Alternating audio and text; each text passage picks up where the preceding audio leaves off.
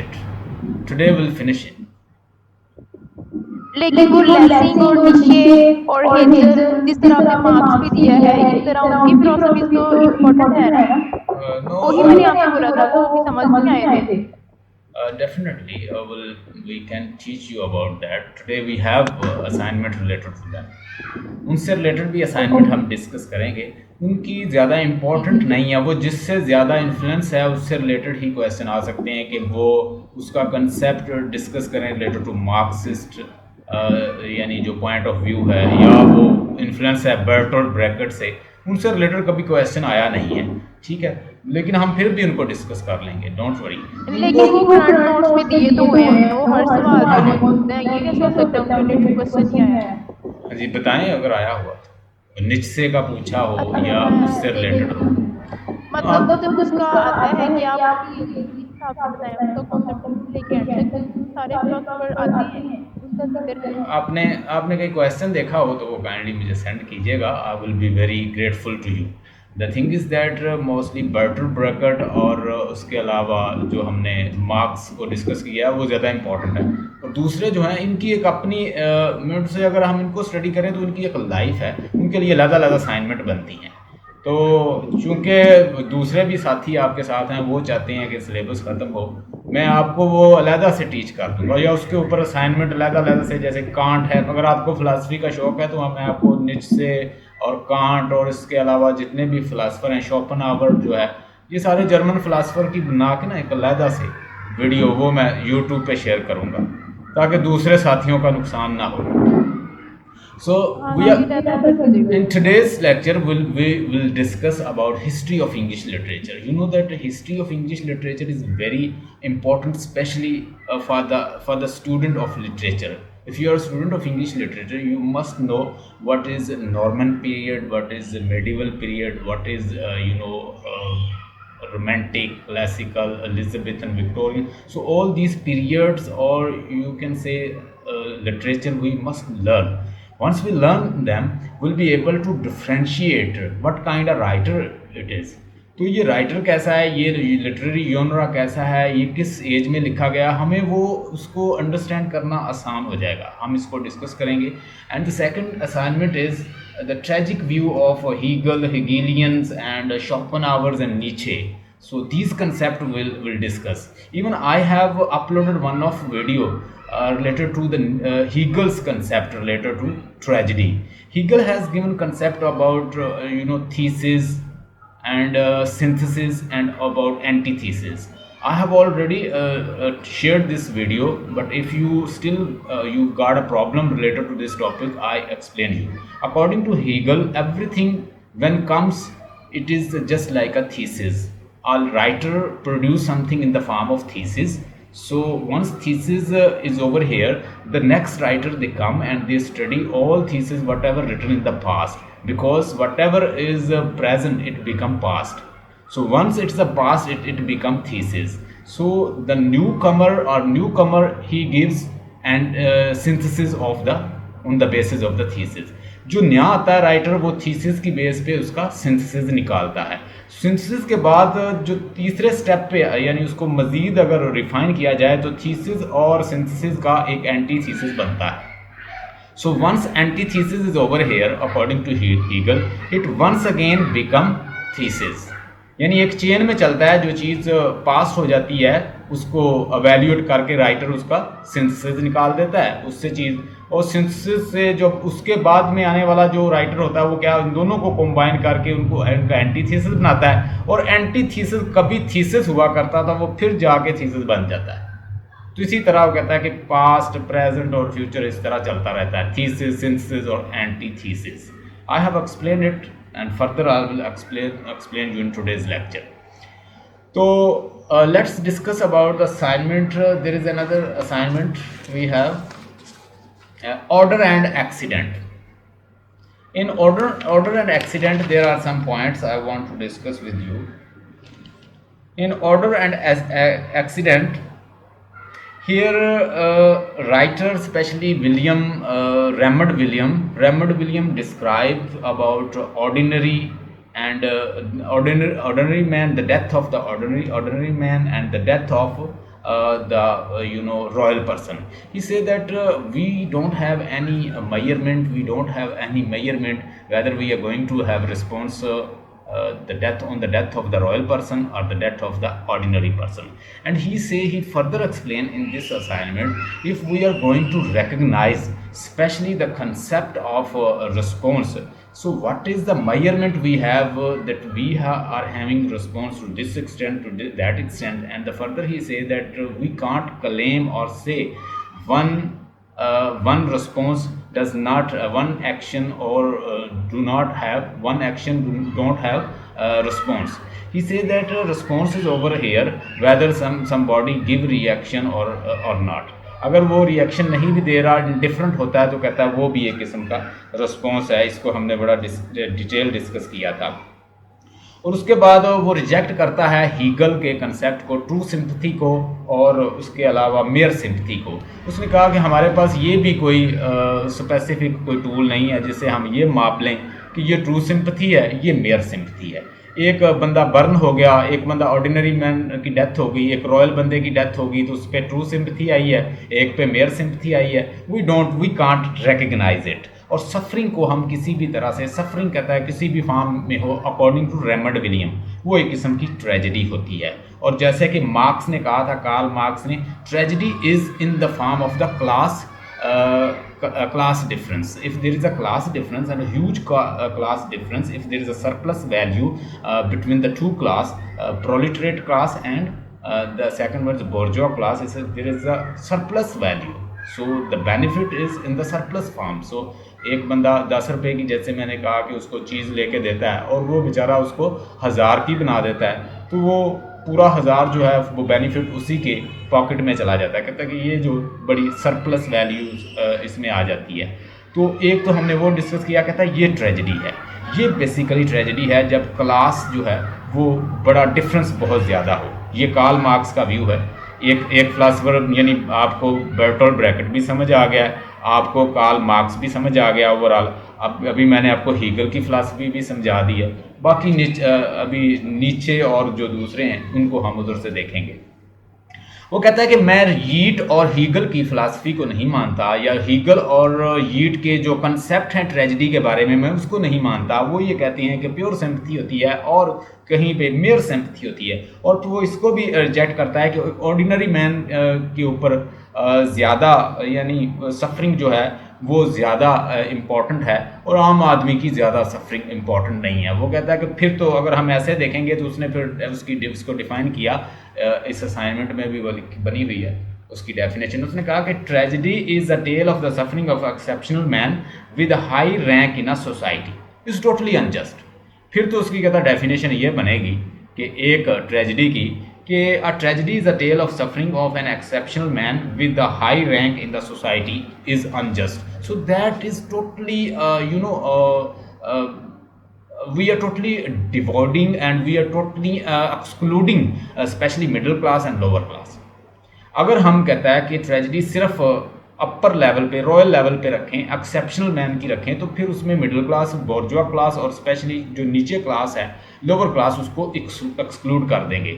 जबकि आज मैंने हेमिंग वे को पढ़ाया, तो हेमिंग वे ने जो लास्ट पे उसकी यानी ट्रेजेडी को डिफ़ाइन किया है जो उसके नज़दीक है, यानी Hemingway's views on tragedy. He said that tragedy occurs when the death of one person is the death of the all humanity. And देखें वो मॉडर्न राइटर है ना हेमिंगवे, तो हेमिंगवे भी इसी की तरफ बात को लेके जा रहा है. The death of one person, कल मैंने आपको बताई थी, शायद मैंने सेंड की हो, by whom the bell tolls by John Donne. ये जॉन डन की एक पोएम है और उसी से टाइटल लिया है उसने, हेमिंगवे ने, by whom the bell tolls, कि घंटी किसके लिए बज रही है. अब चर्च स्पेशली जितने भी क्रिश्चियन हैं, जब भी किसी की डेथ हो तो वो एक घंटी बजाते हैं, और घंटी एक सिंबल है किसकी, कि किसी की डेथ हो गई है. अब उसने जो ओवरऑल कंक्लूजन दिया है हेमिंगवे ने, उसका जो ट्रेजिक हीरो है वो होता है, और उसमें वो कहता है कि death of one person in fact the death of all humanity. This approach is also related to the same Raymond Williams approach. यानी ये जो अप्रोच है हेमिंगवे की वो रेमंड विलियम से मिलती जुलती है कि मॉडर्न इंसान जो है वो ये नहीं देखता कि रैंक किसका कितना बड़ा है। उसने कहा कि रैंक की बात जो है ना अब ख़त्म हो चुकी है। No, there is not a matter of ranks, whether you are the royal one or you are a feudal or you aristocratic or you king or queen, it does not matter whether you are poor or rich, tragedy occurs to all। Tragedy हर इंसान की हो सकती है, उस इंसान की जो किसी में जो सडन एक्सीडेंट में मारा गया, जो किसी मिनट से किसी जल्जले में मारा गया, किसी हादसे में मारा गया। उसने कहा कि ट्रेजिडी हर इंसान की है, क्योंकि ट्रेजिडी सिर्फ उसके मर जाने पे, उसके कत्ल होने पे, उसकी डेथ पे ख़त्म नहीं होती, उसके बाद तो शुरू होती है कि उसके बाद उसकी वजह से कौन कौन सफ़र कर रहे हैं। उसने मज़ीद कहा, उसने फिर कहा कि अगर हम रॉयल पर्सन की ही ट्रेजिडी रखेंगे तो रॉयल पर्सन की ट्रेजिडी के दौरान हम बहुत सारी क्लासों को निकाल देंगे विच इज़ अनजस्ट। ये हम असाइनमेंट में देखेंगे। और उसके बाद जी, हाँ जी, उसने कहा कि ट्रू ट्रेजिडी, रेमंड विलियम ने कहा कि ट्रू ट्रेजिडी तब बनती है जब क्लास के अंदर बहुत ज़्यादा कॉन्फ्लिक्ट आता है। यानी true tragedy occurs when there is a class conflict and class disturbance, class division. यानी वो मार्क्सिस्ट का जो व्यू है उसको वो इंडोर्स करता है कि ट्रू ट्रेजिडी जब यानी एक क्लास खुद कुछ सोच रही है, कुछ सोच रही है। अब ज़रा मॉडर्न ट्रेजिडी को मैं इसीलिए आपको वो उस दिन थोड़ा सा मॉडर्न ट्रेजिडी का कंसेप्ट दिया कि सोशल क्लास और सोसाइटी क्या सोच रही है, बंदा थोड़ा सा हट के सोच रहा है। सोसाइटी में वो चूंकि बदल रही है ना, सोसाइटी दो एथिक्स आपस में टकरा रही हैं, दो थॉट्स टकरा रही हैं। वो जब टकराती हैं तो उससे एक ट्रेजिडी प्रोड्यूस होती है। So talk about the Hedda Gabler, talk about like crucible के अंदर जो है वो जॉन प्रॉक्टर वो सोसाइटी के साथ कॉप विद नहीं कर पाता। हेडा गैबलर सोसाइटी के साथ कॉप, यानी दो सोसाइटी में कहता है कि दो जो थॉट्स जब टकराती हैं और दो कहता है कि कॉन्फ्लिक्ट जब आपने आमने सामने हो जाती हैं और वो जब आपस में टकराती हैं तो उससे ट्रेजिडी प्रोड्यूस होती है। हेडा गैबलर की सोच है कि वो एक अरिस्टोक्रेटिक ख़ानदान से ताल्लुक़ रखती है, तो वो क्या करे, गैबलर ख़ानदान से ताल्लुक़ रखती है कि वो कुछ भी करती रहे लेकिन लोगों को पता ना चले। तो as long as people are not, society is not going to know, it's okay whatever she is doing. So as society know, what society will say that she is the daughter of the gobbler and she is making affair with the love bug. What society will say that I am the wife of a tradesman and I am having affair with the love bug. What society will say? What society will say? Society is going to create a pressure. Society जो है वो pressure create करती है किसी भी form में, in the form of you are the aristocratic and the society is changing. आप aristocratic थे, सोसाइटी जो है वो चेंज हुई और वो आपके साथ कॉन्फ्लिक्ट में आ गई। Talk about the cherry orchard. So there is a lady Lyubov she was aristocratic, like ये नवाब लेडी थी और वो यहाँ से उसके हस्बैंड की डेथ हुई और उसके बच्चे की डेथ हुई, वो फ्रांस चली गई, फ्रांस से धोखा मिला और आके उसने अपनी रियल एस्टेट जो है वो बचानी है जो कि चेरी ऑर्चर्ड की शक्ल में है। अब सोसाइटी उसमें कहाँ कैसे चेंज हुई है कि अब जो उस वक्त का जो प्रेजेंट किंग था रशिया का, उसने बहुत ज़्यादा टैक्सेस लगा दिए लोगों के ऊपर। तो अब जो जितने भी नवाब हैं, अरिस्टोक्रेटिक हैं, उनको उनके पास बड़े बड़े बागात थे या उन्होंने जो अपनी ताशियात के लिए बहुत सारी चीज़ें रखी हुई थी, उनके ऊपर टैक्सेस आ गए। अब जो नीचे से मिडिल क्लास थी वो उठकर ऊपर आ गई, उन्होंने मेहनत की। अब ऊपर वाले जो थे वो आराम से बैठे रहते थे, अब वो क्या गरीब होने शुरू हो गए। गवर्नमेंट ने उनसे टैक्स की शक्ल में पैसे बटोरने शुरू कर दिए। अब वो जो एक स्टेट है उसकी, स्पेशली जो उसके पास चेरी ऑर्चर्ड है, अब चेरी ऑर्चर्ड को तब बचाएगी अगर वो उसका टैक्स और मॉर्टगेज और जो भी उसने देना है वो दे। अब वो टोटली नॉन सीरियस रहती है और सोसाइटी जो है उसके साथ उसकी कॉन्फ्लिक्ट है, उसकी सोच और है जबकि सोसाइटी बदल चुकी है। अब उस कॉन्फ्लिक्ट में वो उसके साथ कॉप विद नहीं कर पाती, वही उसकी ट्रेजिडी का बायस बनती है और फिर वो चली जाती है, फ्रांस चली जाती है। So character are just getting tragedy, finding solution, unable to find solution and they go somewhere else. अब ट्रेजिडी का कंसेप्ट वो नहीं है कि एक यानी गॉड्सेस हैं और वो परफेक्ट जो हैं वो मुसल्लत कर देते हैं, उसके बाद उसी के अकॉर्डिंग उनके फैसले होते हैं। So lot of changes in modern tragedy, वो भी एक ट्रेजिडी है। उसको स्टैनिस्लेवस्की जो उसका प्रोड्यूसर है, जो डायरेक्टर है, उसने कहा कि ये एक ट्रेजेडी मुझे लगी है, तो मैं इसे ट्रेजेडी डिस्प्ले करूँगा। उसने ट्रेजेडी उसे दिखा दिया। So let's discuss about today's lecture related to the history of English literature. अच्छा, हिस्ट्री ऑफ इंग्लिश लिटरेचर में मैंने आपको थोड़ा सा इंट्रोडक्शन करवाया था, मैं थोड़ी सी चीज़ें आपको अभी बताता हूँ। हिस्ट्री ऑफ इंग्लिश लिटरेचर में मैंने बताया था कि सबसे पहले इंग्लैंड में जो ट्राइब बैठे थे वो थे कैल्टिक और गैलिक। एक था कैल्टिक कबीला और एक था Gaelic. So Celtic and Gaelic they were governing this England. After that, Roman Empire, they were spreading their government. They were even attacking on the tribes and nearby area. So that time, that was a slave making tradition, and the people they used to just occupy their land, and they just attack and occupy and make them slave. यानी दूसरे की land पे हमला करना, occupy करना और उनको slave बना लेना। उनकी जो फीमेल हैं उनको सेक्स स्लेव बना लो, या उनकी कंकोबाइन बना लो, या उनको साथ ले आओ, उनको मार दो, कत्ल कर दो। ये उस वक्त कोई बाउंड्री नहीं थी। So Roman they were in the power and they were enjoying that time. And what happen? So they were in a power, they have their culture, they have literature, they were in a power, they attacked on England. उन्होंने England के ऊपर attack किया और उनको replace कर दिया Celtic और gallic. ये बात समझ लें बड़े गौर से, मैं उसके बाद ये पढ़ाऊंगा अभी पूरी असाइनमेंट। कैल्टिक और गैलिक को उन्होंने रिप्लेस्ड कर लिया। अब वहाँ पे हुकूमत किन की होगी? रोमन एम्पायर की। उन्होंने पहला हमला किया 54 BC में, BCE, बिफोर क्राइस्ट। दूसरा हमला रोमन एम्पायर ने कब किया इनके ऊपर? 52 BC, यानी ये पीछे को आता है, ये जो बिफोर कॉमन एरा। अच्छा, उसके बाद ये दो हमले हुए, अल्टीमेटली काबज हो गए। गैलिक और गैल्टिक जो गैलिक और जो कैल्टिक हैं वो रिप्लेस हो गए, वो दब गए। यहाँ पे कैल्टिक, गैलिक और plus Roman, Latin, Greek language वहाँ पे आ गई। अब इंग्लिश लैंग्वेज के अंदर क्या चीज़ आनी शुरू हो गई? इंग्लैंड के अंदर रोमन वर्ड्स जो हैं शामिल हो गया। उनका कल्चर, वो साथ इवन खुद तो नहीं आए कि वो अपना कल्चर भी ले आए, किताबें भी ले आए, अपने हीरो भी ले आए, उनकी दास्तान भी ले आए, स्टोरीज भी ले आए, अपना literature, culture, everything they have brought in England. And what happened next? After that there was some tribes, they started attacking on the Roman empire. कुछ ट्राइब्स जो थे जो वो रोमन एम्पायर पे हमले करने शुरू हो गए। वो बड़े ब्रेव किस्म के लोग थे।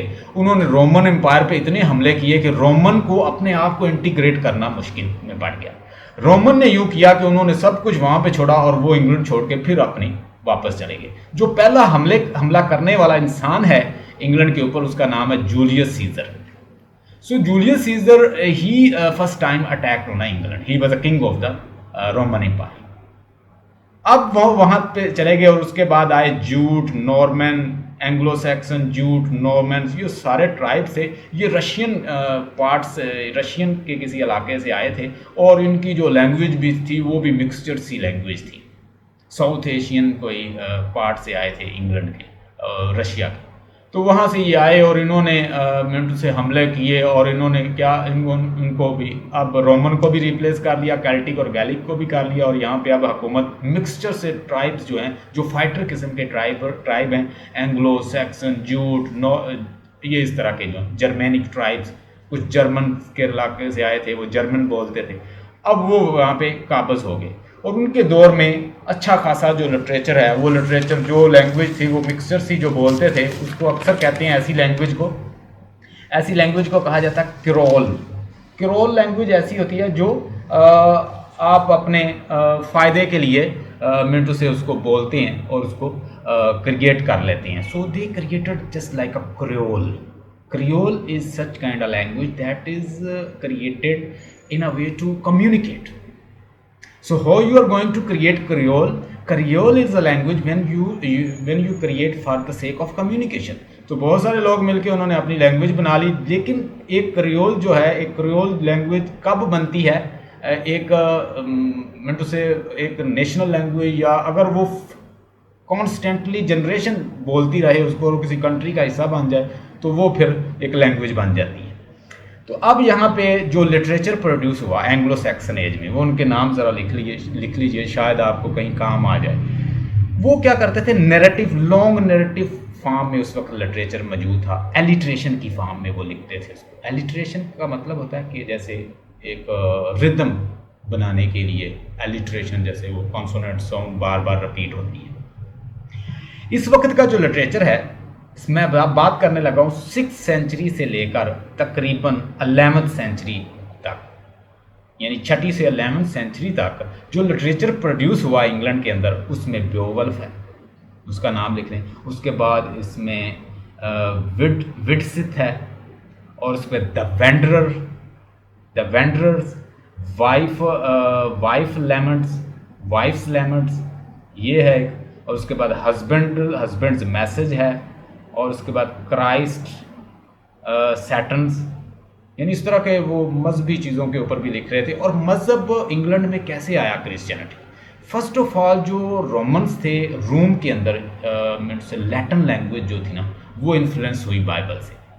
पहले जो मज़हब है वो रोम में आया, जो लैटिन लोग थे वो इससे इन्फ्लुएंस हुए और उन्होंने इसको सीखा।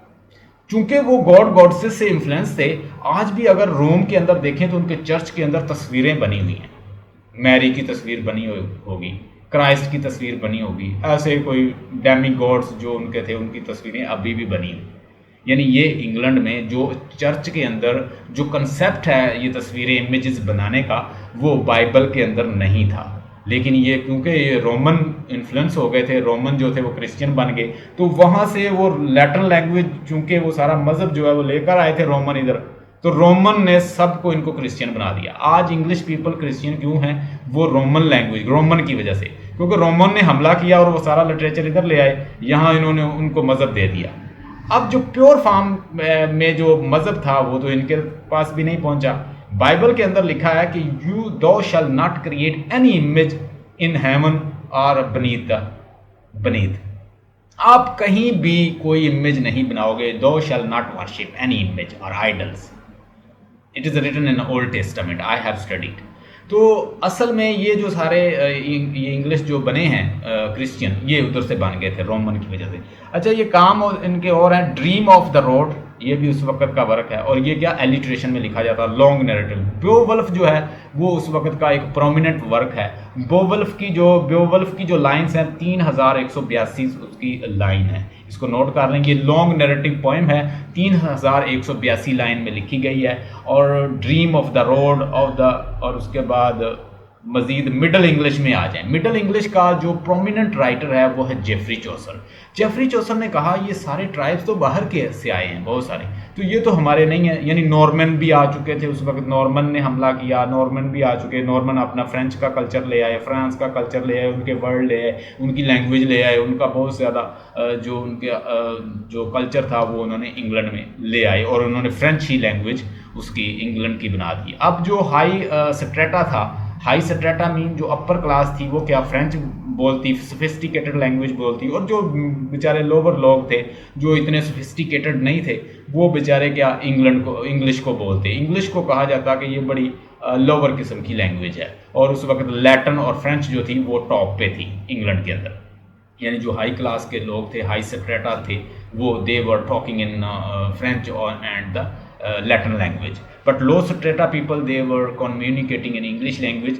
चौसर ने ये फील किया कि why don't I write literature in English language। तो उसने फर्स्ट टाइम पहले उसने उसने लैटिन में भी वर्क किया, ट्रांसलेट किया बहुत सारे लैटिन वर्क को, और उसने फिर पहली दफ़ा उसने वर्क लिखा प्रोलॉग टू कैंटरबरी टेल, जो कि डेकामेरन बोकाशियो की बुक थी डेकामेरन, उससे वो इन्फ्लुएंस होके उसने उसको स्टोरी टेल, वो भी स्टोरी टेल्स में लिखता था, उसने भी टेल बना के लिखी।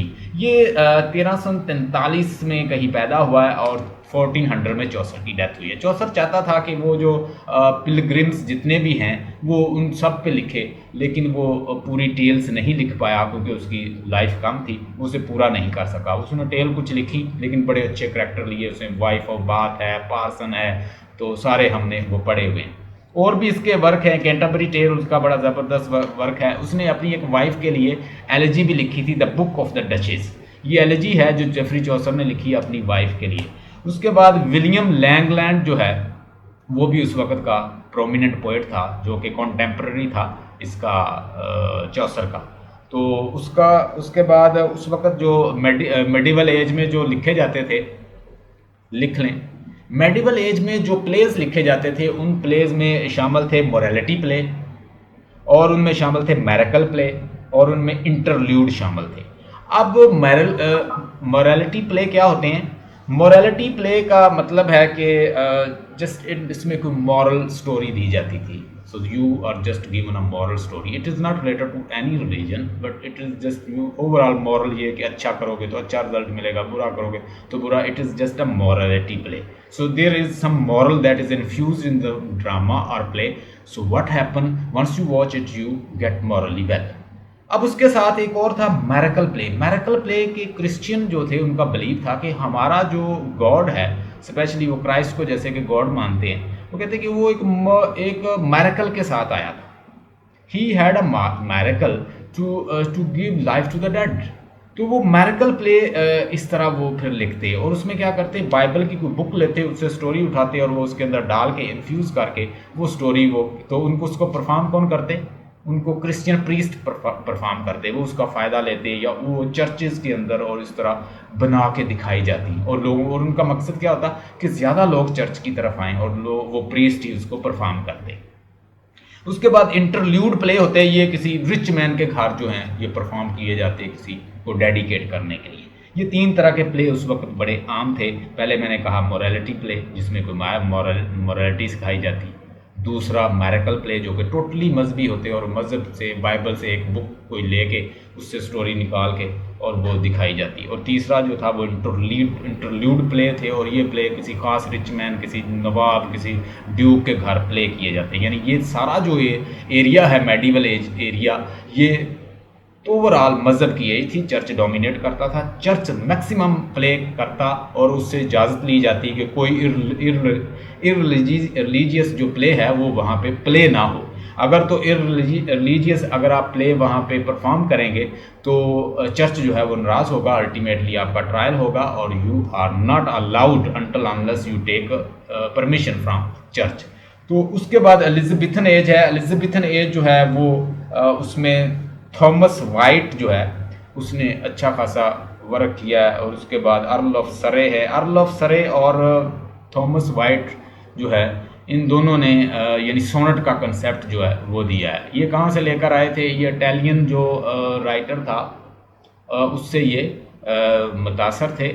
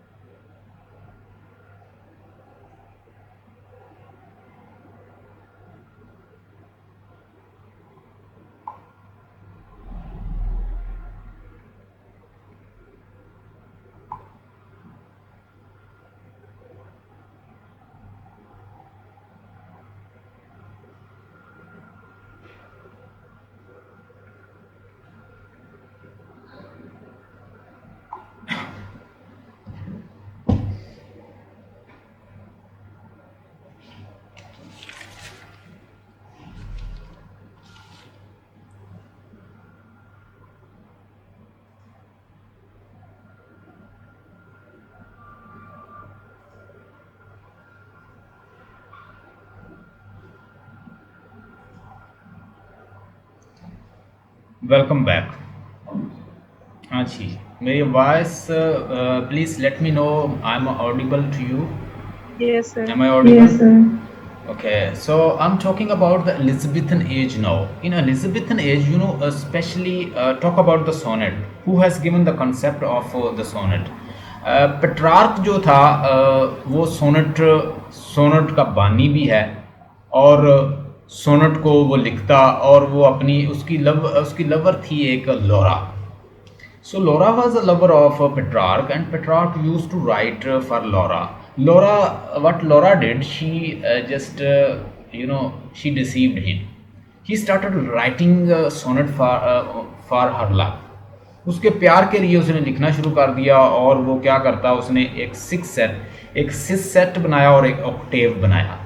यानी उसने 6 लाइन जो हैं ऊपर इंट्रोड्यूस करवाई, उसके बाद 8 लाइन नीचे इंट्रोड्यूस करवाई उसने, यानी टोटल 14 लाइन की एक सोनेट होती है।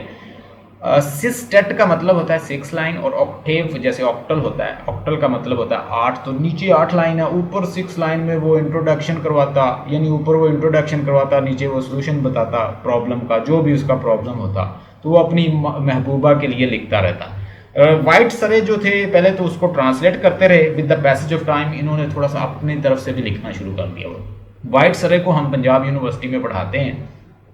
तो वाइट जो था वो बेसिकली उस्ताद था सरे का, और ये दोनों जो हैं अरिस्टोक्रेटिक थे, किंग के साथ रहते थे उस वक्त। तो किंग की जो वाइफ थी उसी से ये मोहब्बत करता था।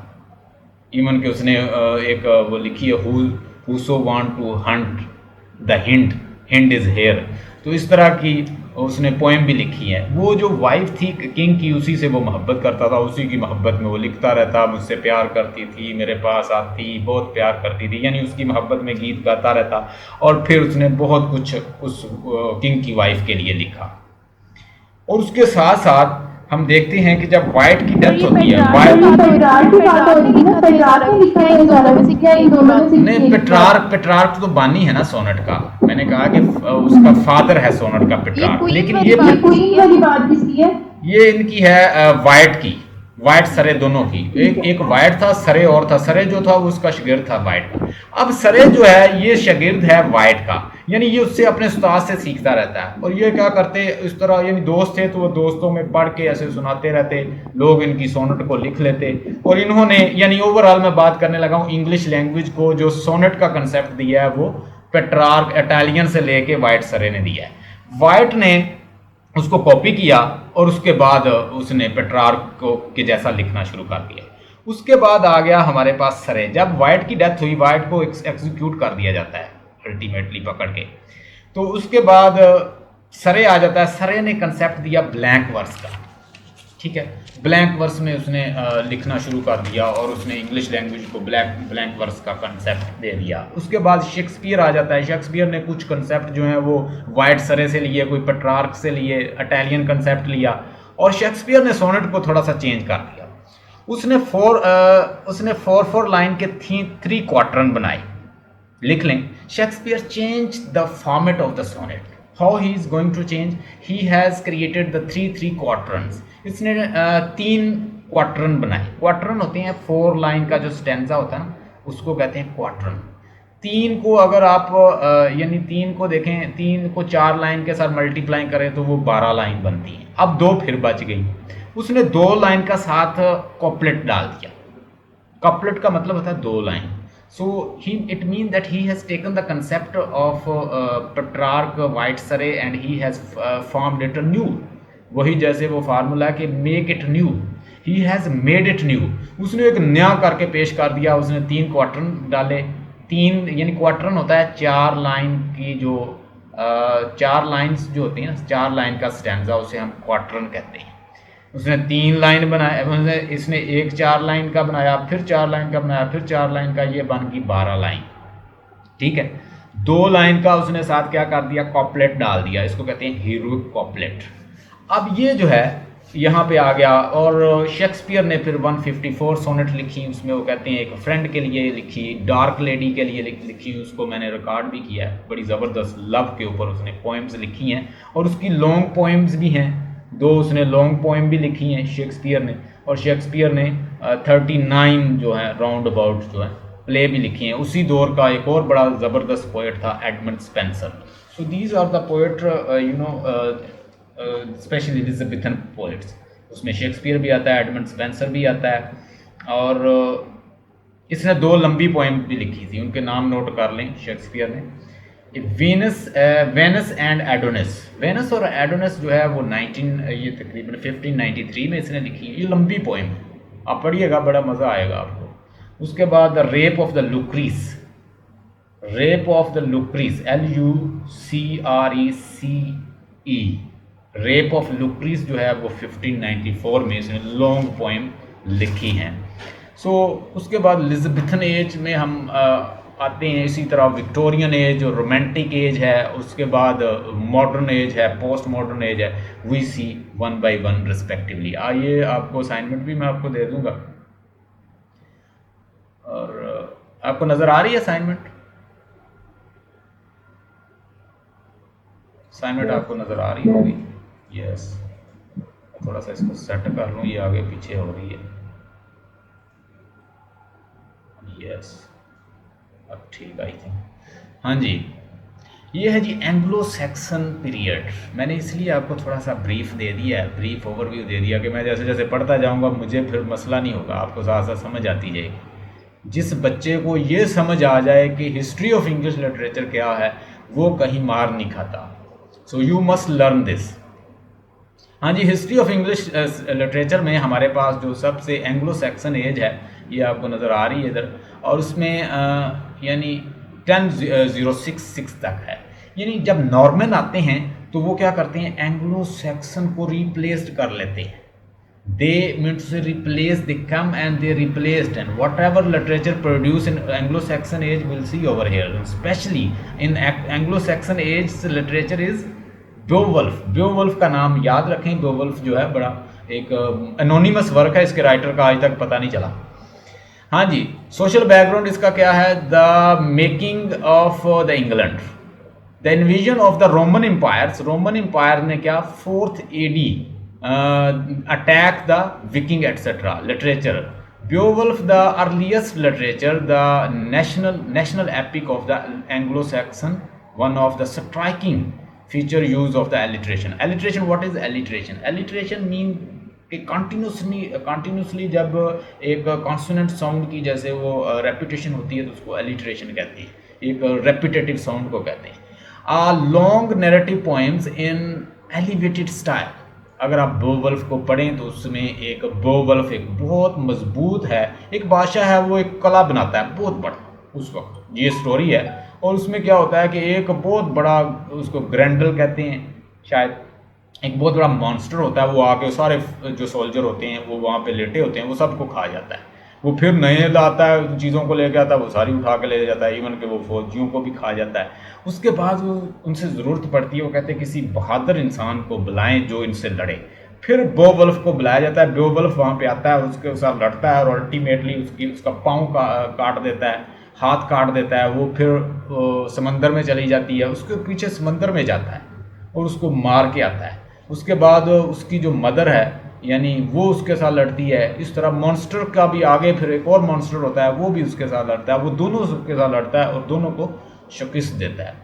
तो ये है उसकी स्टोरी इस बेओवुल्फ की। उसके बाद जी the earliest epic the Homer, Iliads and Odyssey. जो अर्लीस्ट एपिक है वो है होमर की एलियाड और Odyssey. So let me finish it. कुछ लग गई है यहाँ पे।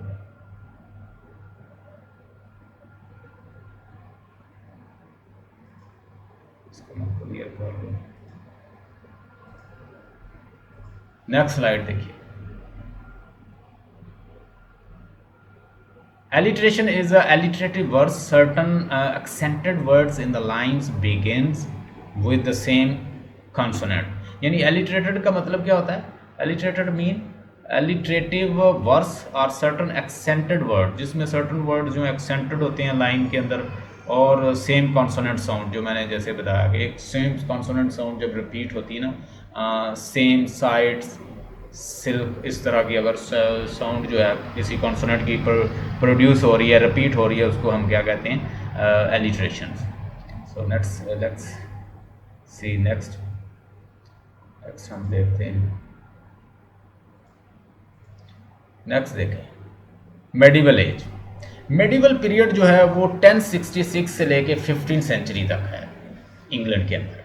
Social background, the Norman conquest under the William Duke of Normandy, यानी ये जो है फ्रांस से आए थे और इन्होंने क्या किया, आके एंग्लो सेक्सन को इन्होंने रिप्लेस्ड कर दिया, अपना लिटरेचर ले आए, फ्रेंच ले आए, फ्रेंच लैंग्वेज ले आए, फ्रेंच कल्चर, फ्रेंच लैंग्वेज और फ्रेंच से रिलेटेड जो न्यू वर्ड्स हैं वो इंग्लिश के साथ, इंग्लिश के अंदर रिप्लेस होना शुरू हो गए, स्पेशली इन मेडिवल एज में। The battle of the Hasting in 1066 the mark of the establishment of the feudalism. ये क्या है, ये एक फ्यूडलिज्म का, यहाँ से फ्यूडलिज्म का आगाज़ होता है। आप अगर स्पेशली देखें जो 18th सेंचुरी है उसको एरिस्टोक्रेटिक एज कहा जाता है, यानी उस वक्त एरिस्टोक्रेटिक लोग जो थे, यानी जो बड़े एक रिफाइंड किस्म के लोग थे और वो नवाब किस्म के लोग थे, वो बड़े थे। अब ये जो है ना फ्यूडल्स थे, ये फ्यूडल मीन के मैं आपको इसका कंसेप्ट ऐसे देता हूँ। इंग्लैंड के अंदर एक कंसेप्ट था, जब यहाँ पे अंग्रेज़ यहाँ पे आए हैं तो अंग्रेज़ों ने क्या किया, देखा कि इनको हम कैसे कंट्रोल करें।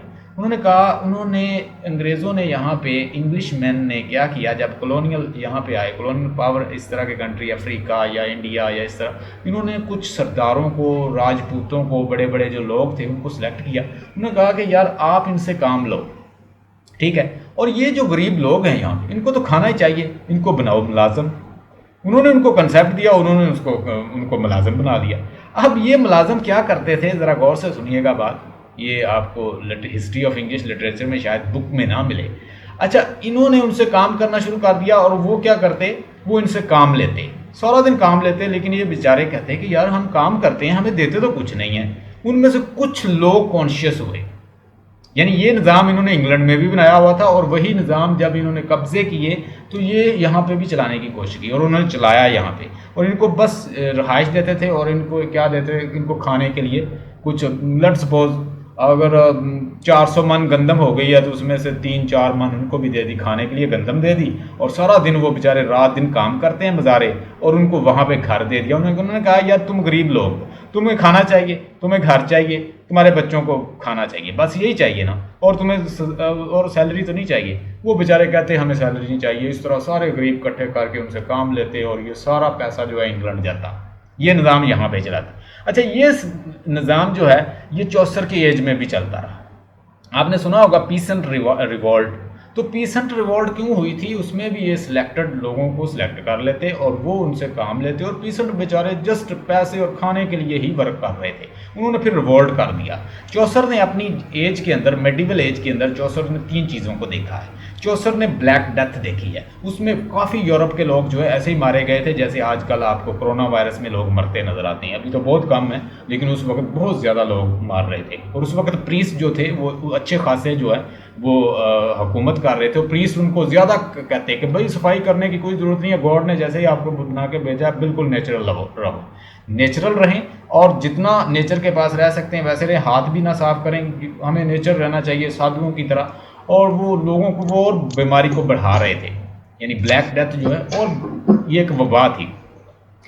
तीन चीज़ों को चौसर ने देखा, एक ब्लैक डेथ को, एक उसके बाद 100 ईयर वार जो है फ्रांस और इंग्लैंड के दरमियान हुई।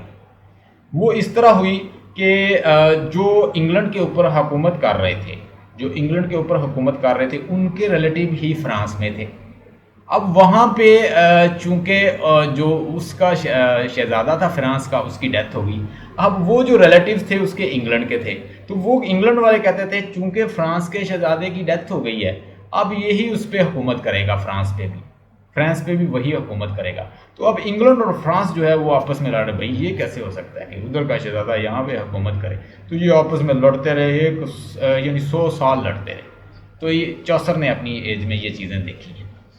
Social background: the Norman conquest, the William Duke of the Normandy, the Battle of the Hastings in 1066, the mark of the establishment of feudalism. Literature: Langland, यानी ये बंदे हैं जिन्होंने प्रोड्यूस किया है। लैंगलैंड, विलियम लैंगलैंड, और उसके बाद इंग्लिश बैलड, रोमांस, चौसर, यानी ये उस वक्त रोमांस जो इस तरह की रोमांटिक पोइट्री नहीं करते थे, वो रोमांस फ्रेंच जो थे वो मोहब्बत और इस तरह की चीज़ों को पे रोमांस की दास्तानें लिखते थे।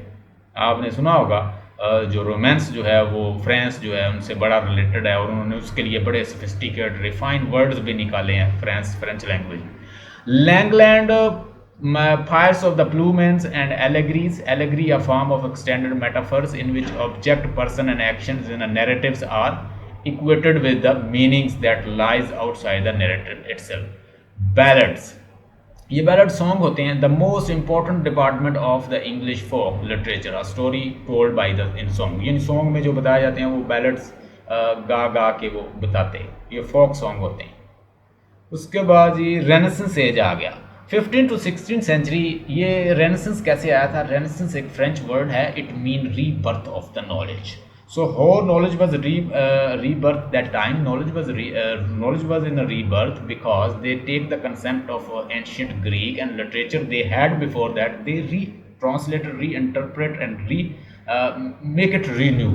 उसको रीन्यूड किया और उसको रीइंटरप्रेट किया और नए स्टाइल से उन्होंने दोबारा लिखा, मेक इट न्यू वाला हसाब इन्होंने किया उसके साथ, और उसको ट्रांसलेट किया गया लिटरेचर को। और ह्यूमनिज्म की स्पिरिट जो थी वो इटली से चली और वो यहाँ पे आ गई।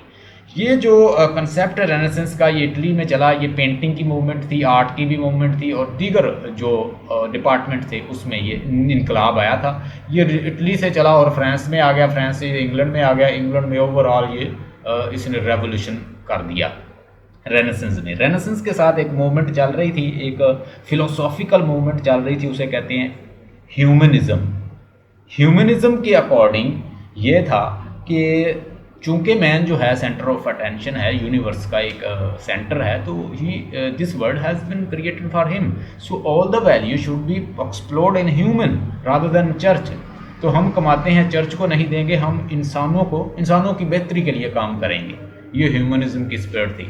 Social background 100 year wars and civil wars, the weakenings of the nobility and rising the bourgeoisie.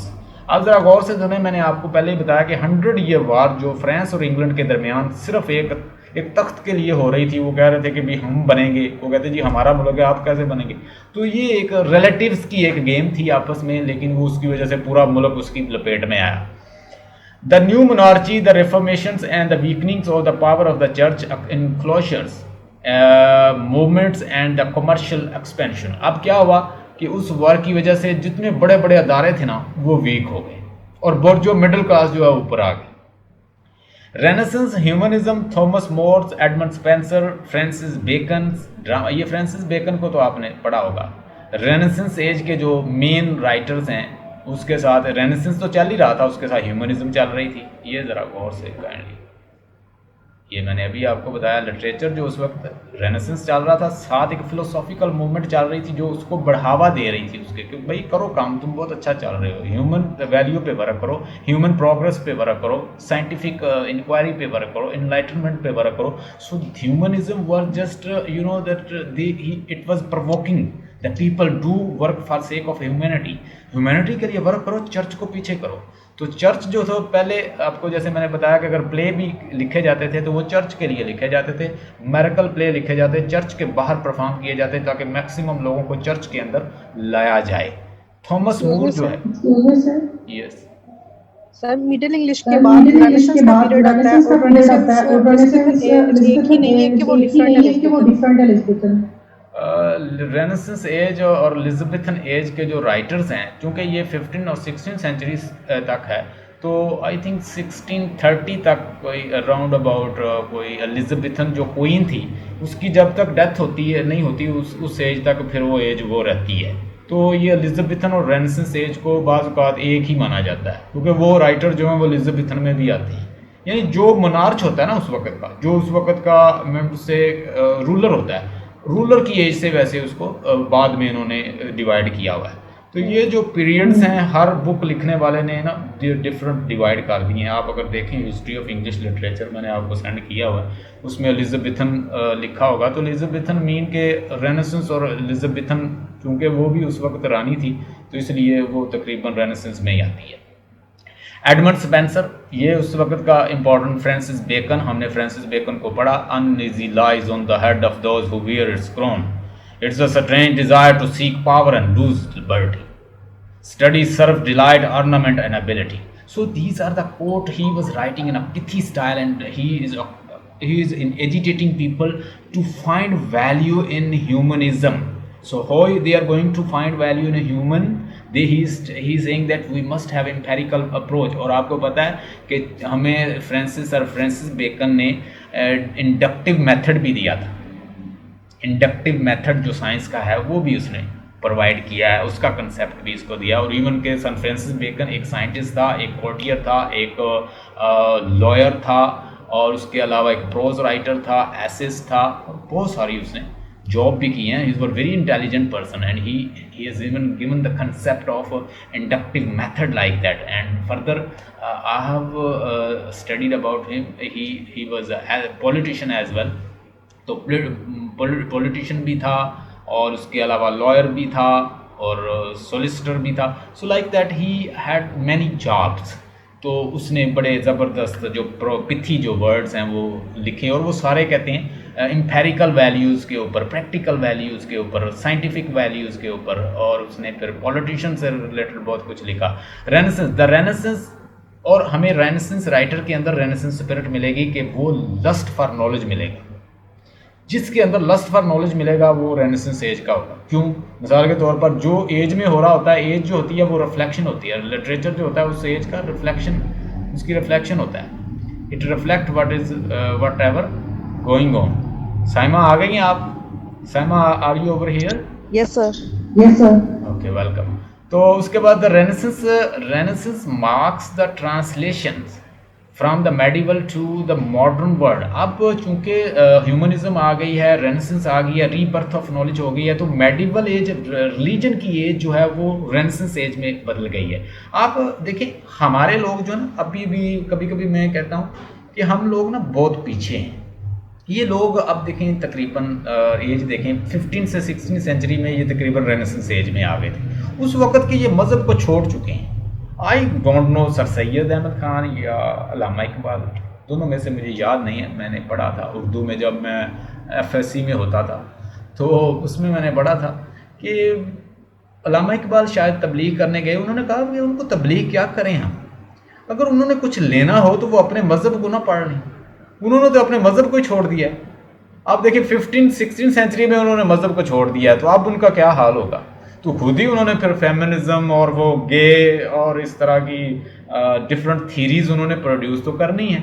अब मेल का मेल के साथ शादी हो सकती है, फीमेल की फीमेल के साथ हो रही है। अब इस तरह की ऊट पटांग बातें जो है वो खुद आएंगी, क्योंकि वो तो मज़हब को तो वो 16वीं सेंचुरी में छोड़ चुके हैं। They discarded religion. It mean rebirth of the revival of the letters. It is a historical period. Two striking features of these movements are thrusting curiosity for the classical literatures and keen interest activities of the humanity. मैंने आपको बताया कि उस वक्त जितना भी Homer का work था, वर्जिल का वर्क था, अरिस्टोटल का वर्क था, प्लेटो का, होरेस का, ये इस तरह के बड़े बड़े जो राइटर्स थे इनको री इंटरप्रेट किया गया, रीट्रांसलेट किया गया, दोबारा से लिखा गया। और बहुत सारी चीज़ें, जैसे हमने जोनाथन स्विफ्ट को पढ़ा, उसने कहा कि जब वो रूम गाता है अरिस्टोटल की, तो वो अरिस्टोटल कहता है कि बहुत सारी बातें तो मैंने कही नहीं है जो इन्होंने लिख दी हैं। जैसे आजकल हमारे इधर एक ड्रामा भी ट्रांसलेट हो रहा है, अर्तगल, तो इसी तरह बहुत सारी चीज़ें फिर उन्होंने खुद भी कुछ उसमें शामिल कर दी। ह्यूमनिज्म के की नोट्स क्या हैं उसके अंदर? ह्यूमनिज्म की notes to the renaissance, emphasis on the dignity of the human. ये आपने बात तो सुनी होगी, आज आपको मैं बताता हूँ कि ह्यूमनिज्म की क्या फीचर्स क्या क्या थे। देखें ज़रा, मेन फीचर क्या था ह्यूमनिज्म का, कि ह्यूमनिज्म के अंदर वो किस चीज़ को देख रहे थे? emphasis on the dignity of the human being, यानी ह्यूमन बीइंग, चूंकि we are the center of this universe, this world has been designed for us and we are here, we are living, since we are living on this planet, so all the potential, all the energy should be explored in human values, human beings, human being को importance दें, उसको ज़्यादा उसके लिए चीज़ें create करें, उसको facilitate करें rather than चर्च। उन्होंने गॉड को डिस्कार्ड कर दिया, चर्च को डिस्कार्ड कर दिया, और जब वो पैसे उनसे ले जाते थे खास हिस्सा, वो भी उन्होंने छोड़ दिया। Thomas More's and his Utopia, ये भी उसी दौर का वर्क है और ये भी ह्यूमनिज्म से मुतासर था। Edmund Spenser's and the Fairy Queens, ये भी आप देखें तो ये उसने प्रिंसेस और इस तरह की एलेगरीज लिखी हैं प्रिंस प्रिंसेस के ऊपर। उसके बाद reputation known and the poets, poets poet, यानी अगर वो पूछ लें कि कौन सा वो पोएट है जिसको कहा जाता है पोएट्स पोएट, तो आप किसका नाम लिखोगे? Edmund Spenser. एडमंड स्पेंसर को कहा जाता है poets of poet. Hope you understand. Francis Bacon renaissance figure है और फर्स्ट इंग्लिश एसेइस्ट जाना जाता है, फेमस फॉर हिज एसे, अपने एसे की वजह से बड़ा फेमस है। और एक बात कहता है पिथी, और उसके ऊपर आप चाहें तो बुक्स लिख लें। Study serves delight ornament and ability, it is a strange desire to seek power and lose liberty, and again is a strange to seek power on other and lose power on himself. Uneasy lies on the head of those who wear its crown. So these are related to Sir Francis Bacon. Drama, the highest glory of the drama. ये देखें, renaissance उस वक्त Christopher Marlowe थे, John पील और इस तरह के काफ़ी लोग थे जो कि यूनिवर्सिटी विट के नाम से जाने जाते हैं, और ये ऑक्सफोर्ड और कैम्ब्रिज यूनिवर्सिटी से पढ़ के आए थे। ठीक है, शेक्सपियर किसी यूनिवर्सिटी से नहीं पढ़ा था, और बहुत सारे लोग कहते हैं कि शेक्सपियर ने बहुत सारा काम जो है वो मार्लोव से भी कॉपी किया हुआ है। तो मार्लोव ने इवन जो प्ले लिखे हैं उनको भी उसने लिखने की कोशिश की। इससे पता चलता है कि क्रिस्टोफर मार्लोव का कुछ जो वर्क है वो उससे स्टोरी भी उसने ली है शेक्सपियर ने। ये सारे उस वक्त के दौर के लोग हैं, क्रिस्टोफर मार्लोव, बेन जॉनसन और शेक्सपियर।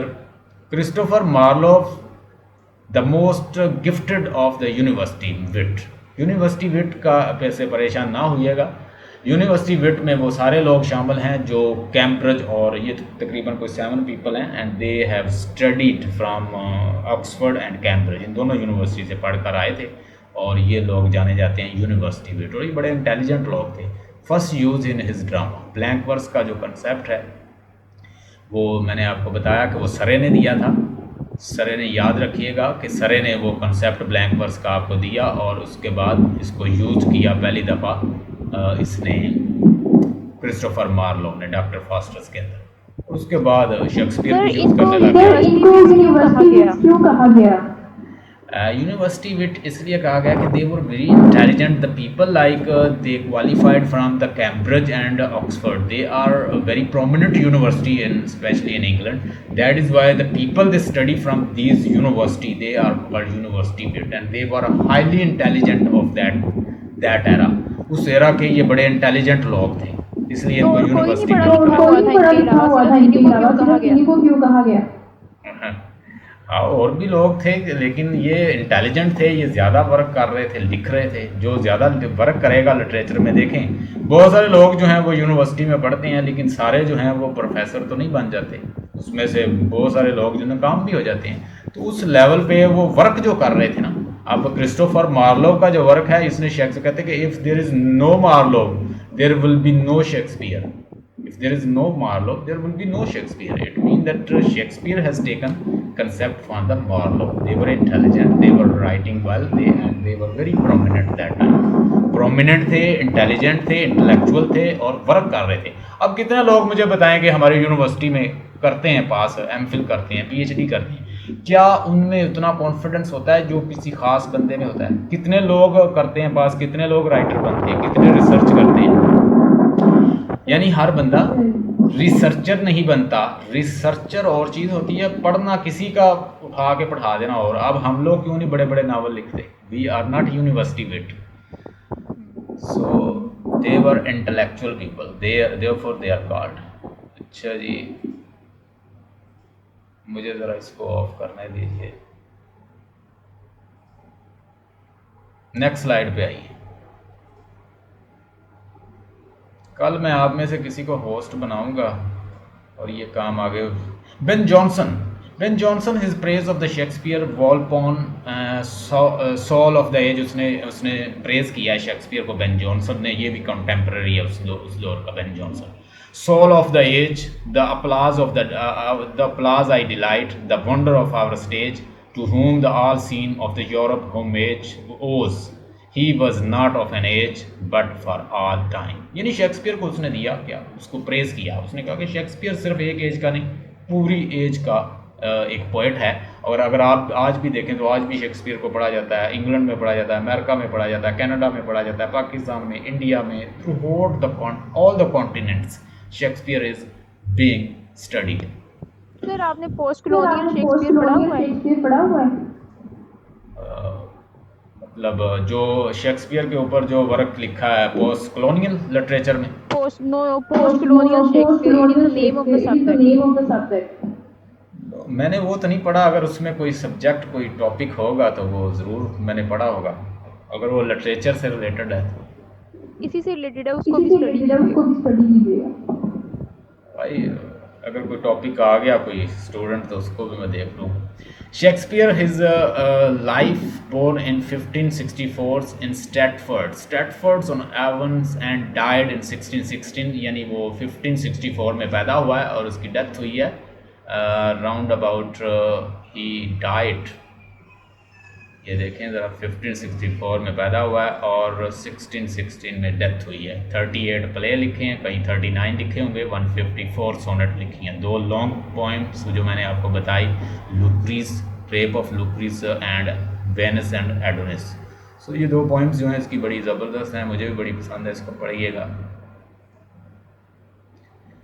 उसके बाद आगे आ जाएं नेक्स्ट स्लाइड पे।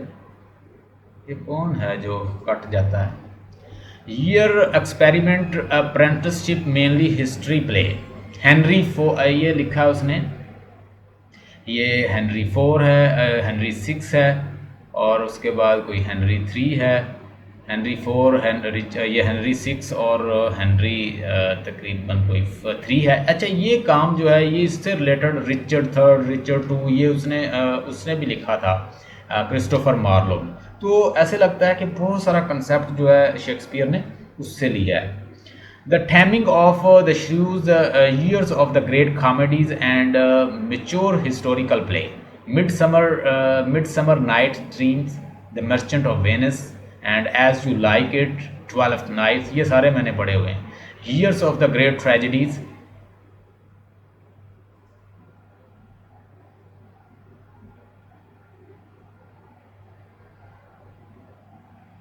अच्छा जी नेट का इशू बता रहे हैं कुछ लोग, कोई बात नहीं, हमारा रिकॉर्ड हो रहा है, हमें कुछ नहीं होता।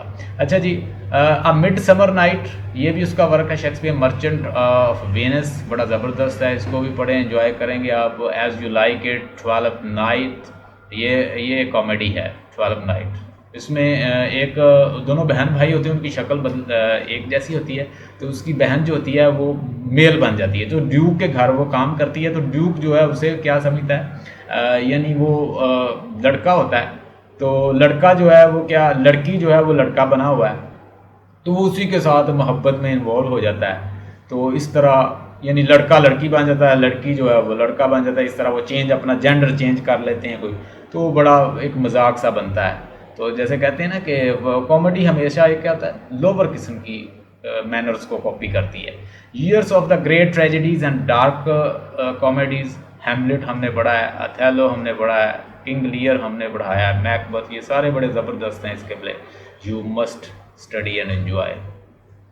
नेक्स्ट देखिएगा, years of the romantic tragic comedy, ये है जी साइम्बलेंस, और उसके बाद विंटर टेल्स और the Tempest, sonnet the poem in the 14 lines with the rhyme scheme. यानी एक सोनेट क्या होती है, जिसकी 14 लाइन हो, वो सोनेट होती है। और मैंने आपको बड़ा डिटेल बताया कि सोनेट में क्या किया। सबसे पहले सोनेट का कंसेप्ट पेट्रार्क से आया, लौरा से मोहब्बत करता था, उसने 14 लाइन की सोनेट बनाई और उसमें उसने क्या किया, सिक्स सेट बनाया, 6 सेट बनाया और उसके बाद ऑक्टेव बनाया, 6 लाइन और 8 लाइन का कॉम्बिनेशन 14 लाइन।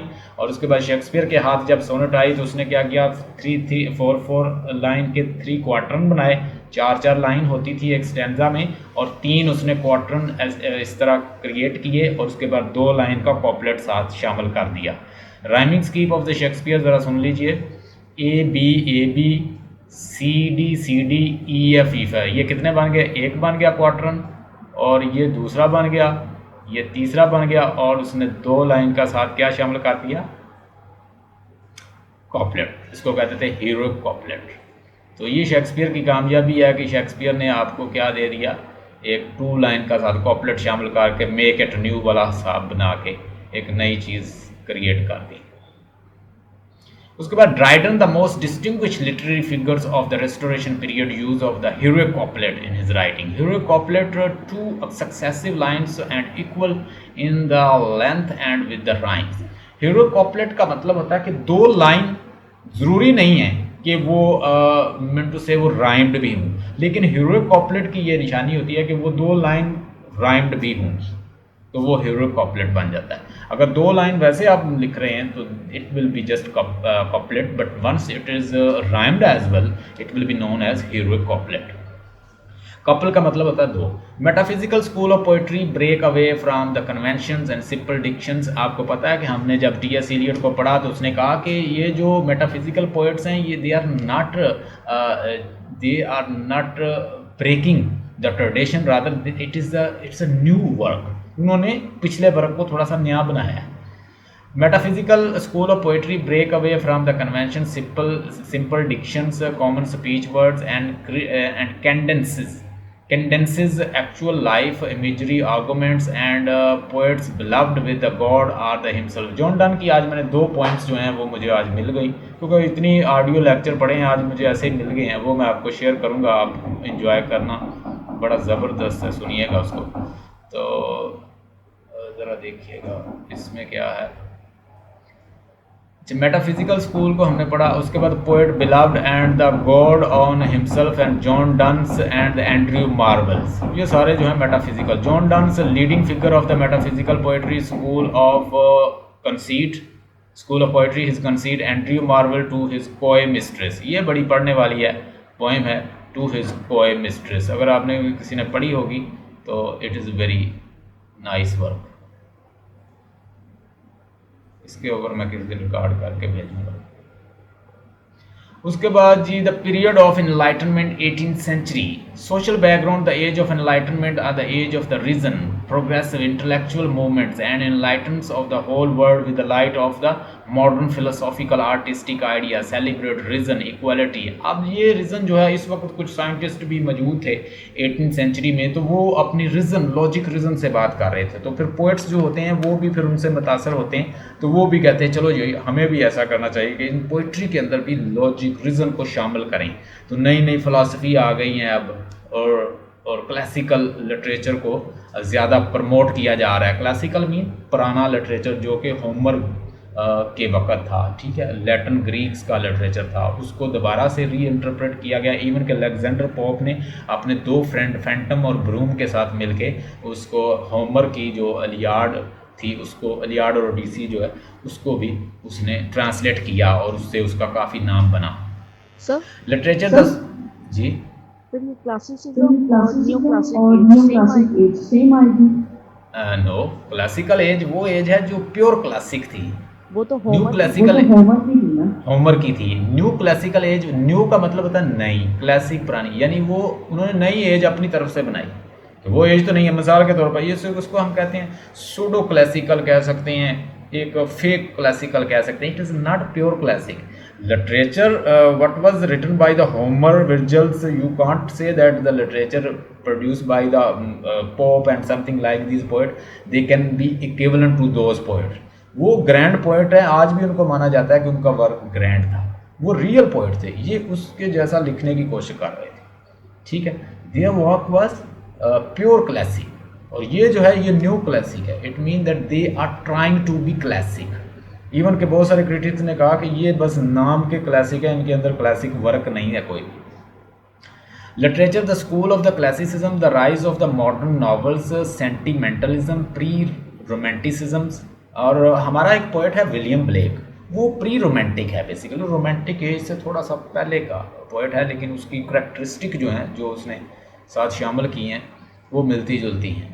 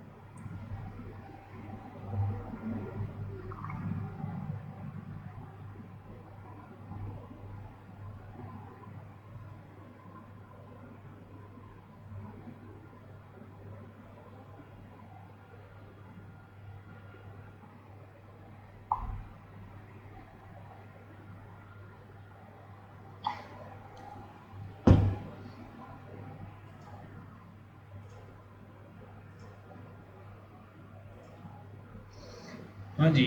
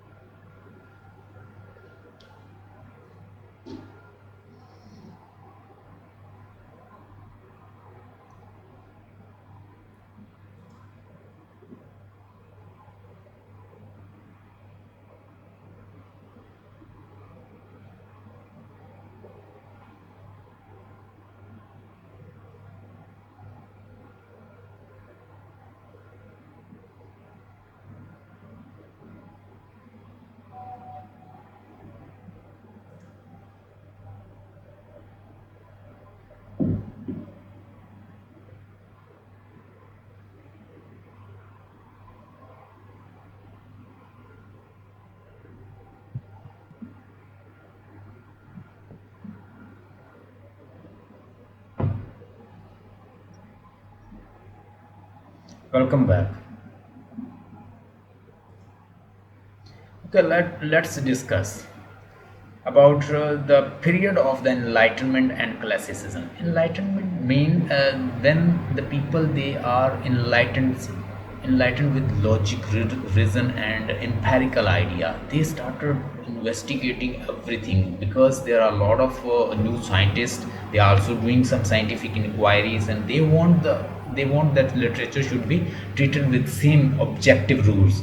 अब लिटरेचर को कैसे लिखा जा रहा है, कुछ फिक्स रूल के साथ, लॉजिक रीजन के साथ, और एक नई टेक्निक के साथ। और ये इसके अंदर स्पेशली क्लासिकल जो एज है, इसके अंदर क्या होगा कि वो सारे रूल जो क्लासिकल एज के थे और वो एक बड़ा ग्रैंड वर्क था, तो वैसा बनाने की कोशिश की जा रही है। जैसे अलेक्जेंडर पोप ने हीरोइक कॉपलेट में सारा वर्क जो है वो लिख दिया, charms strike the side, merit win the soul. इस तरह की चीज़ें जो हैं वो कॉपलेट बनाता और बड़ा वो तरीके से उसको जोड़ता। अगर आपने रेप ऑफ द लॉक पढ़ा हुआ है, the school of classicism, the sir rise of the Renaissance जो रेनेसा है जो है सर रेनेसा में भी तो यही रेनेसा में था भी ना, तो उधर यही भी तो था ना, यही है उधर भी तो यही है रिलीजियर ऑफ रिलीजियर क्लासिकल ऑफ लर्निंग, तो क्लासिकल फिर इस लर्निंग, तो फिर क्लासिज्म इस में और क्लासिज्म रेनेसा में वाले और रेनेसा क्लासिज्म में वाले क्या फर्क क्लासिज्म है? में क्या फर्क है? उसमें इसमें ये फ़र्क है कि उस वक्त चूंकि एक ख़ास जो चीज़ वो था वर्क, उसको कॉपी किया गया था। अब इसमें बहुत सारी और चीज़ें भी आ गई, इनलाइटनमेंट भी आ गई। इस एज को आपको पता है कहते हैं age of sensibility, age of enlightenment, age of classism. यानी क्लासिकल वर्क को तो किया गया था, उन्होंने कॉपी करने की कोशिश की। उसमें तो वो सारे वर्क को उन्होंने रेनेसेंस में रीबर्थ का मतलब ये होता है कि दोबारा से नॉलेज को रिवाइव करना, इकट्ठा करना। जो नॉलेज बिखरा हुआ था वो उन्होंने दोबारा से इकट्ठा कर लिया और उसको वर्क ट्रांसलेट भी किया। लेकिन इस क्लासिकल एज में सिर्फ एक ही चीज़ नहीं थी कि बस उन्होंने कॉपी किया या ट्रांसलेट किया पिछले वर्क को, रादर उसमें इनलाइटनमेंट भी आ चुका है, रीज़न भी आ चुकी है और सेंसिबिलिटी भी आ चुकी है। और इसमें ख़ास तौर पर पोइट्स हैं जैसे अलेक्जेंडर पोप है, उसने एक ख़ास एज को डोमिनेट किया है। उसके बाद जॉनसन जो है उसने एक ख़ास एज को डोमिनेट किया है। तो ये सारी एजेस हैं, इसके ऊपर मैंने वीडियो भी बनाई हुई है, वो मैं आपको सेंड करूँगा, उसे देखिएगा। उसमें आपको पता चल जाएगा कि जस्ट क्लासिकल वर्क को कॉपी, वो तो ज़्यादा अगर किया भी है लेकिन वहाँ ट्रांसलेट, ह्यूमनिज्म भी तो है ना, ह्यूमनिज्म उधर भी तो वहाँ उधर भी तो ह्यूमनिज्म फाइटिंग है। फाइटिंग हो रही है, वहाँ भी तो बेकन जो है वो इंडक्टिव मेथड दे रहा है, इसमें और इसमें क्या फर्क हुआ? वहाँ पर भी तो ह्यूमन वैल्यूज को इनलाइटन करने की कोशिश की जा रही है। फ़र्क इसमें डेफिनेटली एक एज का फ़र्क है। उसमें जो अब इतना डिफरेंस है, तो जो वो पोएट हैं वो अब इन पोएट्स को की कॉपी तो नहीं कर सकते। जब भी कोई नए पोएट आते हैं वो पिछले पोएट से ज़्यादा आइडियाज़ रखते हैं, यानी उनसे भी वो लेते हैं और प्रेजेंट एज का भी लेते हैं। और इनका वर्क जो है अब उस एज में इस तरह का, जैसे अलेक्जेंडर पॉप ने लिखा है, तो उस वक्त इस तरह का तो नहीं लिखा जा रहा था, या इस तरह का कोई वर्क है जैसे अलेक्जेंडर पॉप ने लिखा है। अलेक्जेंडर पॉप का वर्क जो है वो बेसिकली पैरोडी मिल्टन का है। यही है, यस, मिल्टन का यही है ना, मिल्टन की भी तो यही था ना, यही था ग्रैंड स्टाइल और बोmbastic टेक्निक। सिर्फ जो है इसमें जो है वो मोकैप लिख दी तो मोकैप लिख दी थी, ये काम मिल्टन ने भी किया है उधर। तो मिल्टन कौन सा, मतलब कि वो उस क्लासिकल एज से ताल्लुक़ रखता है? मिल्टन देखो कौन सी एज का? क्योंकि आप जो है वो 17वीं सेंचुरी को आपने साथ ही मिला दिया ना, रेनेसा आपने जैसे दूसरी एक ही एज पढ़ाई है, रेनेसा और उससे पेडम भी आ गए हैं, यूनिवर्सिटी नो, मिलिट्री आ गए हैं, मिलिट्री भी आ गए हाँ, हैं। तो मैंने मिल्टन भी उधर ही है। मैंने उसको मिल्टन डिफ्रेंशिएट नहीं था। किया। मैंने डिफ्रेंशिएट नहीं किया कि मिल्टन की एज ये है, रिस्टोरेशन एज ये है। मैंने जस्ट जनरली ये असाइनमेंट है इस, और अगर हम वन बाई वन उनको पढ़ें तो वो फिर काफ़ी देर लग जाएगी, तो एक जनरल सी असाइनमेंट है, तो ये इसमें फ़र्क है। अच्छा देखिए, classicism, all the form of the literature should be model after the classical work of the ancient Greeks and the Roman writers, control by some fixed laws and rules, artistic idea. उस वक्त बहुत सारे मसाइल थे, एक तो मजहब का बड़ा मसला था, ठीक है, तो ह्यूमनिज्म स्पिरिट और उसका मेडिवल एज से, यानी चर्च से आप अगली एज में आ रहे हैं, तो उसमें जो पुराना लिटरेचर था उसका इन्फ्लुएंस इवन के रेनेसेंस एज में भी रहा। कि मैंने कहा कि अगर कोई वो लिखते थे, अगर वो मतलब शेक्सपियर कुछ लिखता है या मार्लोव ने कुछ लिखा है, तो उसके अंदर आप देखें मज़हब की झलक फिर भी मिलती है। तो जो भी एक एज होती है वो अगली एज तक भी अपना इन्फ्लुएंस रखती है। अब क्लासिसिज्म में देखें, all form of the literature should be model after the classical work of ancient Greek and Roman writer, controlled by some of the fixed rules and law, artist idea should be order, logic, restraint, emotion and accuracy. So here, especially in a classical age, you are not free like romantic age. In romantic age you have seen that the poets, wherever poet's mind is going, he start writing. Wordsworth को देखें, वो कहता है poetry is a spontaneous overflow of powerful feeling. At the same time, you see the classical age. They say that no, poetry is not overflow of powerful feeling. Rather, it must be through objective reason. यानी वो objective होनी चाहिए, reason के through होनी चाहिए। Letter हमने T.S.. Elliot को सुना, तो टी.एस. इलियट ने कहा कि मैं क्लासिकल हूँ अप्रोच में। उसने कहा कि मैं क्या हूँ, मैं क्रिटिक हूँ, पोएट हूँ, but in my approach I am a classical. तो वो क्लासिकल की तरह कहता है कि poetry is not turning loose of emotion, rather it is escape from emotion. तो ये उसके मेन पोइट हैं, जैसे स्टील है, द टैटलर है, एडिसन है, द स्पेक्टेटर, यानी इस तरह के इनके वर्क हैं जो उन्होंने लिखे हैं। Thomas Gray and L.G. returns in the country churchyard or pre-Romanticism. The latter of the 18th century a strong protest against the bondage of the classicism. यानी ये सारे क्या करते थे, आप जितने भी आएंगे रोमांटिक एज में वो सारे क्लासिसिज्म को कहेंगे, उसको कहेंगे कि ये अच्छे नहीं थे. The recognition of the claim of the passion, यानी इन्होंने बॉन्डेज कर दिया था, इन्होंने उनको शक्ल में बंद कर दिया पोइट्री, क्योंकि पोइट जो है भाई ऐसे करें ऐसे करें ऐसे करें. तो कहता है पोइट का माइंड फ्री होना चाहिए. Wherever poet's mind is going poet should write. ये रोमांटिक का मानना था. William Blake's and the Robert Burn and as representative. William Blake को अगर आपने पढ़ा हो song of innocence and experience, he is taking some images and he writes as well as create images. He writes as well as paint, यानी वो लिखता भी था वैसी पेंटिंग भी साथ बनाता.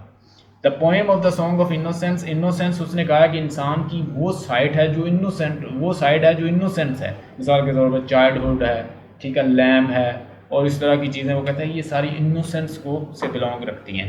दूसरी साइड पे कहता है इंसान जब गुनाह से मेच्योर हो जाता है वो एक्सपीरियंस में चला जाता है, यानी वो जिस चीज़ का एक्सपीरियंस जब कर लेता है तो वो क्या हो जाता है, वो सिन वाली, वो एक्सपीरियंस वाली एज है. Reveal the true nature of the religions which belong to the miseries of the poor children. Robert Burns remembers mainly for the song written in the Scottish dialect. आगे Sheridan's the only important English dramatist in the 18th century, the rivals and the school for the scandals in the true classical and English comedy. उसके बाद जी romantic age आ गई, the turn of the 18 and the 19th century. इसके जो prominent figure हैं वो William Wordsworth हैं और दूसरा है इनके साथ सैमुअल कॉलर. सैमुअल कॉलर जो पहले बड़ा दोस्त था और मिलके इन्होंने लिरिकल बैलेड भी लिखा, और लेकिन with the passage of time ये यहाँ से चला गया फ्रांस. जब ये फ्रांस गया है तो वहाँ ये फ्रेंच जो फिलासफर हैं उनसे मुतासर हुआ, तो फिर ये वर्ड्सवर्थ की थ्योरी को रिजेक्ट करता है. Social background. Two important revolution, the French revolution 1789, 1794, the English industrial revolution. यानी लोग जो थे इंडस्ट्रियल रेवोल्यूशन और क्लासिसिज्म से तंग आ गए थे, और ये जो प्रोग्रेस हो रही थी इनसे तंग आ रहे थे. तो लोग किस नेचर की तरफ जा रहे थे, तो वो नेचुरल, उस वक्त के नेचुरल ऑब्जेक्ट पे ज़्यादा लिख रहे हैं. The romantic period is an age of the poetry. Wordsworth, Coleridge, Byron, Shelley's and Keats are the major romantic poet, prose writers and novelists. Romanticism, it designates a literary and philosophical theories which tend to see the individual as a very center of the lives and experience.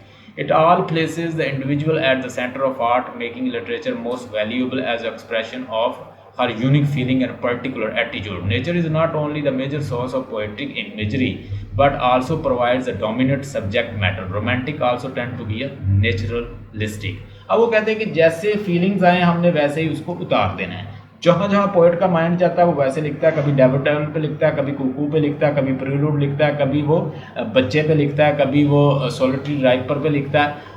तो इस तरह की चीज़ें लिख रहा है, ये सारी नेचुरल हैं. वो कहते हैं जी नेचुरल ही इमेजेस देती है, नेचुरल ही हमें नेचुरल इमेजेस होनी चाहिए, और पोइट्री जो है वो सिंपल रस्टिक होनी चाहिए. और रस्टिक चूँकि आम लोगों ने भी पढ़नी होती है, तो ये आम लोगों के, तो यहाँ पे बहुत सारे लोग फिर बाद में इस पर क्रिटिसाइज़ करते हैं. अगर आम लोगों ने पढ़नी है तो ये कैसे, कौन से बंदे आम है ये पता कैसे चलेगा, कौन से खास है, ये भी नहीं कोई डिस्टिंग्विश किया.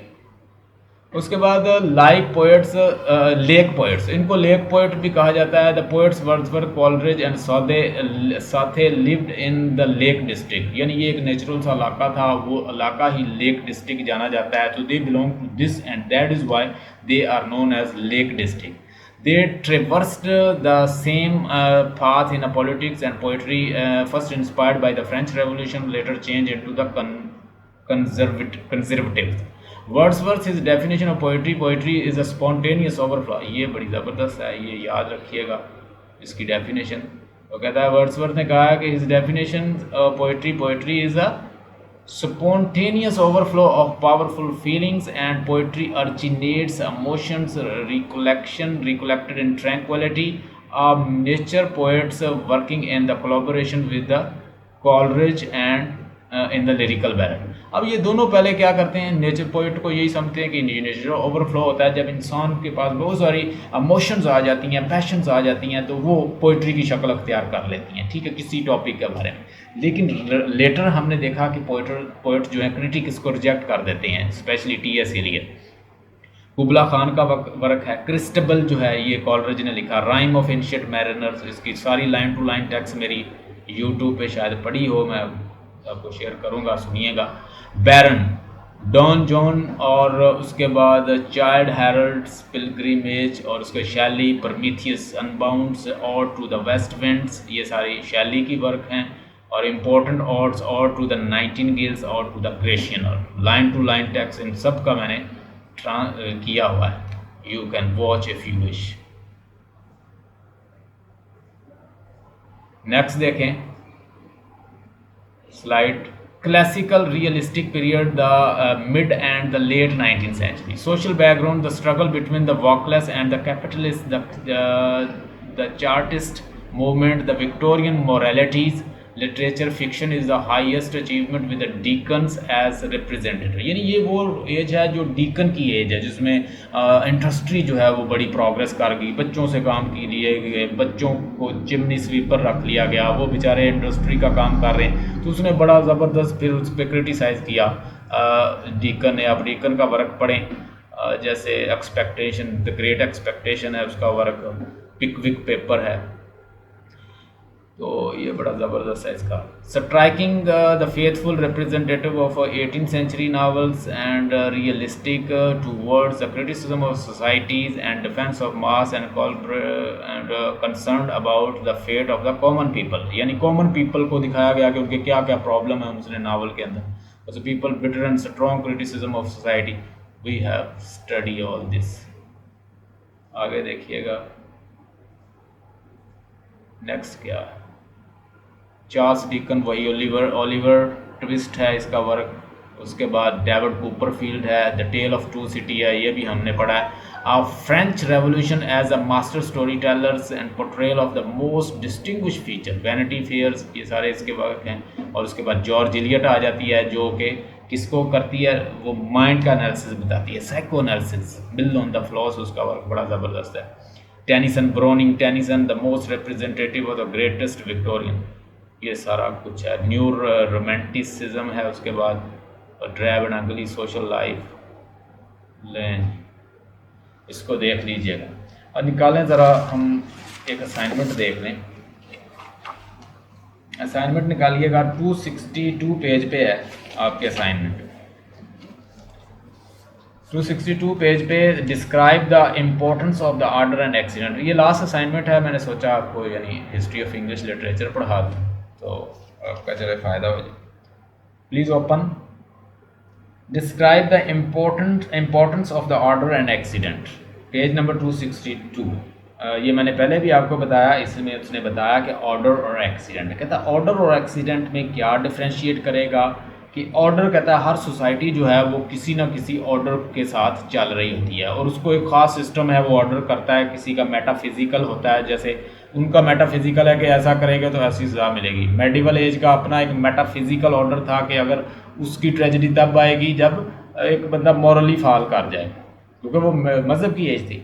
और इसी तरह कहता है कि मॉडर्न एज जो है इसमें भी कॉन्फ्लिक्ट में इंसान जो है वो ज़्यादा मॉडर्न होना चाहते हैं, कुछ के प्रॉब्लम्स हैं उनके साथ कॉप विद नहीं कर पाते, तो जहाँ पे कहता कॉन्फ्लिक्ट होगी, रेमंड विलियम ने कहा वहाँ ट्रेजेडी क्रिएट होगी। उसने कहा मार्क्सिस्ट ने ये कहा, मार्क्सिस्ट जो लोग थे उनका बिलीव ये था क्लास सिस्टम ट्रेजेडी लाता है, क्योंकि ट्रेजेडी जो है क्लास डिफरेंस होता है, सरप्लस वैल्यू का कंसेप्ट मैंने बताया, तो ये सारी चीज़ें ट्रेजेडी लाता है।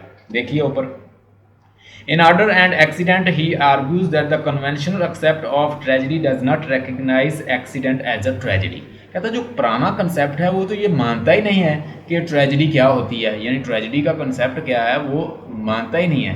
पुराना कंसेप्ट जो है ट्रेजेडी का, it does not recognize what is tragedy, कि ट्रेजेडी जो है अगर एक्सीडेंट हो किसी का तो वो ट्रेजेडी होती, कहता वो मानता ही नहीं है कंसेप्ट। पुराना मीन क्लासिकल जो कंसेप्ट है। So over there you know the person who is royal enough and he has a hamartia and due to this hamartia he has downfall that shows tragedy. So this is very, you could say, you can say that this kind of concept is totally undemocratic. इसमें कोई democratic नहीं ना, modern दौर तो democratic society का ना। आप middle class और लोअर और इस तरह के क्लास को निकाल देंगे तो फिर ट्रेजेडी फिर किसकी दिखा रहे हैं आप? पूरा एक कहता है फैक्शन, दो फैक्शन आप इधर से निकाल रहे हैं। देखें जी, tragedy of the common man is considered to be an everyday tragedy. It is generally considered that there is no significant tragic meaning in everyday's tragedies because the event in these tragedies is not tragic in itself but the only becomes so through a shape response. यानी shape response अगर आएगा तो tragedy बनेगी। उसने मजीद आगे कहा कि आप किसको कहते हैं रिस्पॉन्स? जिस चीज़ का कोई रिस्पॉन्स नहीं होता उसका भी एक रिस्पॉन्स होता है। मिसाल के तौर पर आप मुझसे पूछें कि फ़लाँ अच्छी चीज़ है, फ़लाँ अच्छी, मैं खामोश हो जाऊँ। एक तो मैंने बताना है अच्छी या अच्छी नहीं है, तो तीसरा ये है कि मैं खामोश हो जाऊँ। जो मैं खामोश हुआ हूँ ये भी तो एक रिस्पॉन्स है ना। नोबडी बॉदर्ड इट, क्योंकि वो एक क्रिटिक है और वो बड़ा ब्रीक बीनी से देखता है, बड़ी परसुएसिव लैंग्वेज है रेमंड विलियम की, तो वो पॉइंट आउट करता है। Raymond does not agree with this view. He asks how it is possible to distinguish between the events and response to an event in an absolute way. उसने कहा किस तरह absolute होता है मकम्मल वे से कैसे जज करते हो कि एक चीज़ पे रिस्पॉन्स नहीं आता, वो भी तो एक रिस्पॉन्स है। इनडिफरेंट होना भी तो एक रिस्पॉन्स है। Raymond Williams says that if an event does not earn a response, it does not mean that it has no response. उसके बाद indifference to an event is also kind of response. उसके बाद thus it is a totally wrong that the event has no response. फिर कहता है मैं कहूँगा कि ये बिल्कुल रॉन्ग है ये कहना कि फलां चीज़ रिस्पॉन्स रखती है और फलां चीज़ रिस्पॉन्स नहीं रखती। उसके बाद सम इज़ द केस, कहता है same is the case with ordinary man and ordinary. उसने कहा कि ऑर्डिनरी मैन का भी ऐसा ही है। आप कहते हैं उसकी ट्रेजेडी होती है, उसकी ट्रेजेडी होती है, बल्कि उसके बाद ट्रेजेडी जब उसकी डेथ होती है शुरू हो जाती है।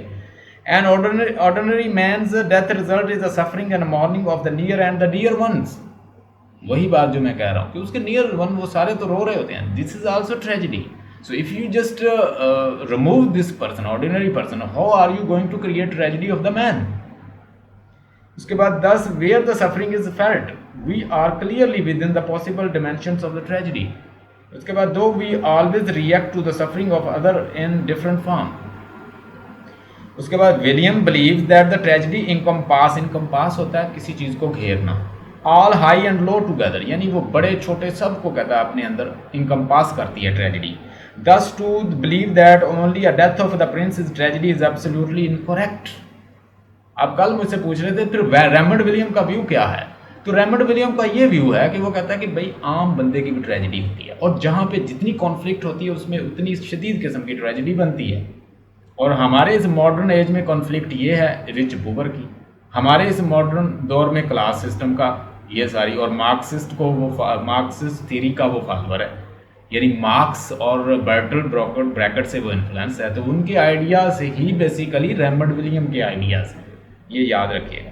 According to Raymond William the mining disaster, यानी माइनिंग डिजास्टर हो जाता है ना कभी कभी, तो अब बर्न आउट फैमिली का बर्न हो जाओ, किसी फैक्ट्री में आग लग जाए, अब broken career, smash of the road and air the tragic incident. कहता है मेरे नज़दीक ये भी ट्रेजेडीज हैं।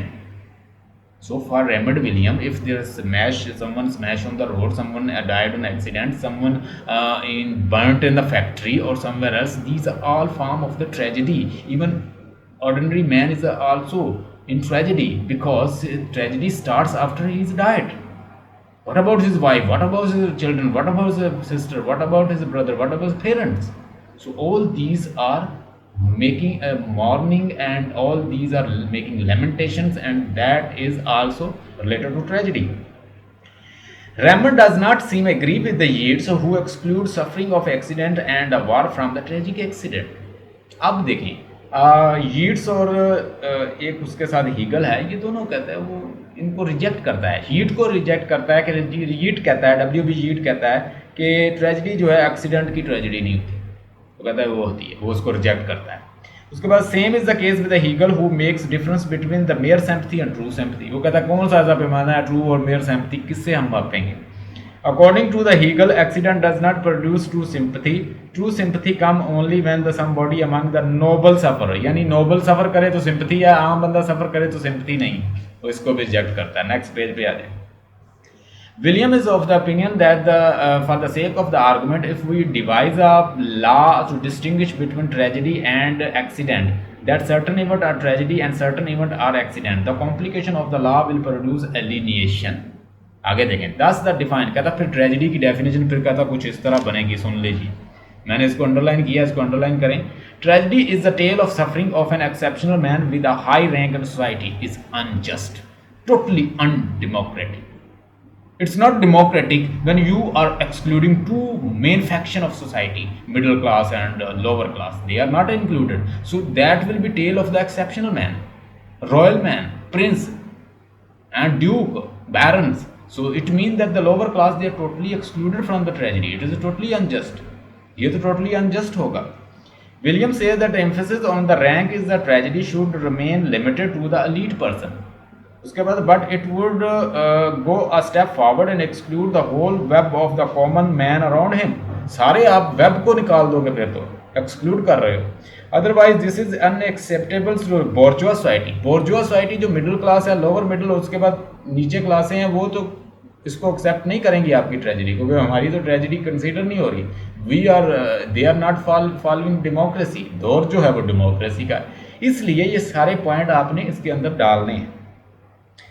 उसके बाद जी कहता है in bourgeois society an individual is neither a state nor element of the state but an entity in himself. हर इंसान एक एंटिटी है हिमसेल्फ, उसका एक अपनी पहचान है, उसके रिलेटिव है, उसके पीछे पूरे खानदान है और वो सारे रिप्रेजेंट करते हैं उसको.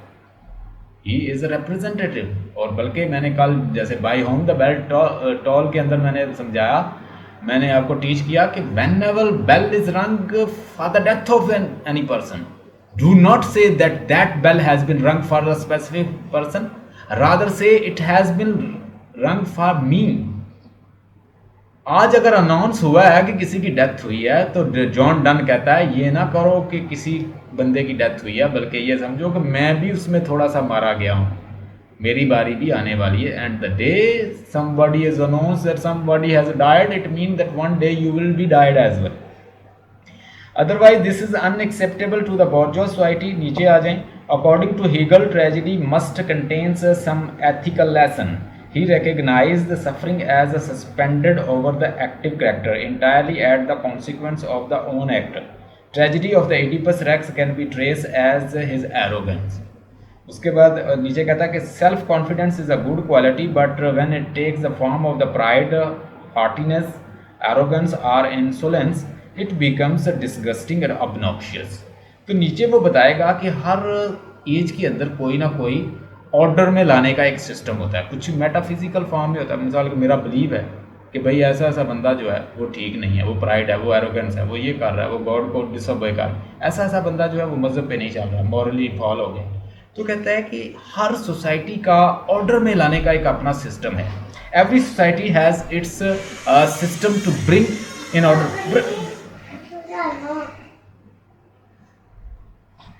Bring in order.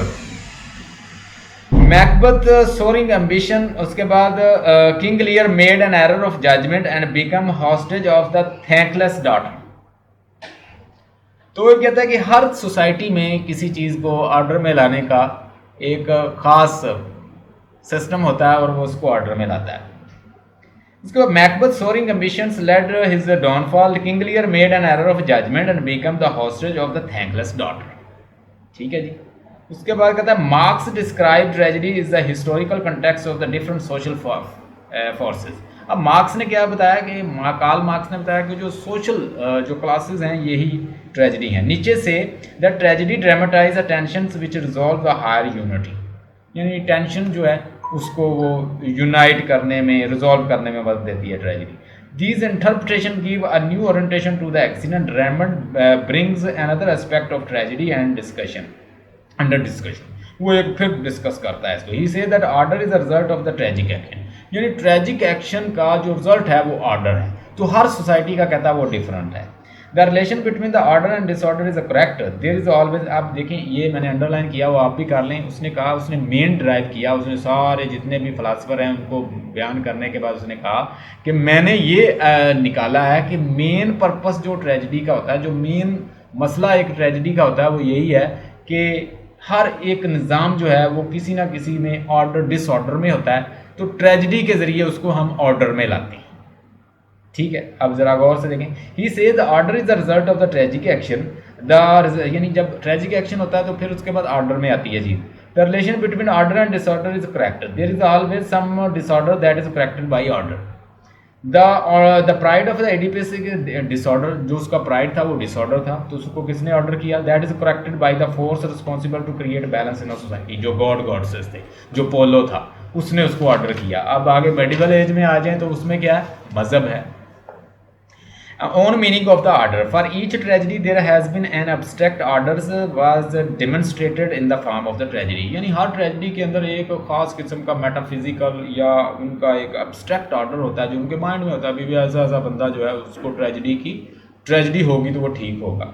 उसके बाद देखें, the abstract belief of the Athenian Greeks were expounded as the background in the tragic drama of the Greek, और हमने देखा कि उनका जो abstract belief है कि अगर ये मदर से अपनी आंखें फोड़ेगा, बाप को मारेगा, तो उसके बाद आंखें फोड़ेगा, तो वो वैसा करता है। उसके बाद similarly the abstract belief of Elizabethan period have been expounded as a background into the Marlowe का बिलीफ। देखिए मार्लो ने वो कहा ना, गुड एंजल बैड एंजल, वो एक मजहब का कंसेप्ट दिया उसने, वो भी एक बिलीव है abstract. Each culture has it own meaning of order, it is a deeply ingrafted in own culture setting, यानी ये हर कल्चर सेटिंग में होता है उसकी। There is an evident variation in the nature of the tragic order. It can be pride, vanity, jealousy of a man. ये सारे disorder है ना, तो इसको ऑर्डर कौन करता है? कहता है जी ट्रेजिडी कर देती है। Order and disorder both vary in culture and to culture according to their interpretation of life. अब नीचे देखें रेमंड विलियम क्या कहता है। Raymond moves very cautiously to challenge the foundation of another customary belief that the stability of the belief is needed for the tragedy. Modern period is a period with no belief, thus no tragedy is possible. अब यहाँ पे वो कहता है, Raymond says that this is not in the face of the fact. Elizabethan and the Jacobean period is a mark with the extraordinary tensions and internal conflict. However, it is still produce best tragedy. William is of the view, यानी overall उसने एक अंदाज़ा पूरा discussion के बाद ये अंदाज़ा नहीं, उसने कहा कि मेन प्रॉब्लम जो होता है वो कॉन्फ्लिक्ट होता है सोसाइटी। वो कहता है सोशल क्लास डिसऑर्डर में हो, मार्क्सिस्ट को यहाँ पे फॉलो कर लेगा, बैटोल्ड ब्रैकेट को कर लेगा, यानी मेन उसका ये है कि वो कहता है मार्क्सिस्ट जो है सोशल डिसऑर्डर का होना, कॉन्फ्लिक्ट का होना, और यही कहता कॉज होती है ट्रेजिडी की। However, it is still produce best tragedy. William of the view that the important tragedy seem to occur in the period of the real stability, not in the period of open decisive conflict. Thus, the possibly only in the period of the conflicts. So, where old beliefs are against the new one, यानी अक्सर tragedy कहता है वहाँ पे बड़ी best होती है जहाँ पे ओल्ड और न्यू बिलीफ आपस में टकराते हैं, यानी कॉन्फ्लिक्शन जो सोसाइटी के अंदर होती है ये ट्रेजिडी का बायस बनती है। Hope you got the point. कल इंशाल्लाह ताला आपका टेस्ट होगा, यही चीज़ें इंशाल्लाह मैं आपको दूंगा जो आपने पढ़ी हैं, तो will see on Monday. Sir please आज सेंड क्वेश्चन टेस्ट के लिए। आज कितने बजे सेंड करूँ? आज कभी भी सुबह सैटरडे का सारा दिन मिल जाए और संडे का भी नहीं, ये ऐसा ना करें अपने साथ, मेरा तो कुछ नहीं जाना, आपका लॉस होगा। आप ना एक टाइम बनाएं कि मुझे सर ने इस वक्त सेंड किया, मैं पूरा कोशिश करूंगा पेपर जैसा ही बना के सेंड कर दूं। आप एक टाइम बनाएं और अपनी राइटिंग की भी प्रैक्टिस करें। मैं इतने यानी टाइम में इतना लिख दूँगी। मैं टेस्ट तो चलें आपको 3 दे देता क्वेश्चन, नो सर रिवाइज थोड़ा टाइम मिल जाएगा सारे असाइनमेंट्स को। तो यही असाइनमेंट है, वैसे मैं 2-3 आपको दे दूंगा, बस इनको अच्छी तरह देख, और तो कुछ नहीं। Have a nice time, stay blessed. क्या करूं? आज ही सेंड कर दीजिए। चले कोशिश करेंगे। Have a nice time.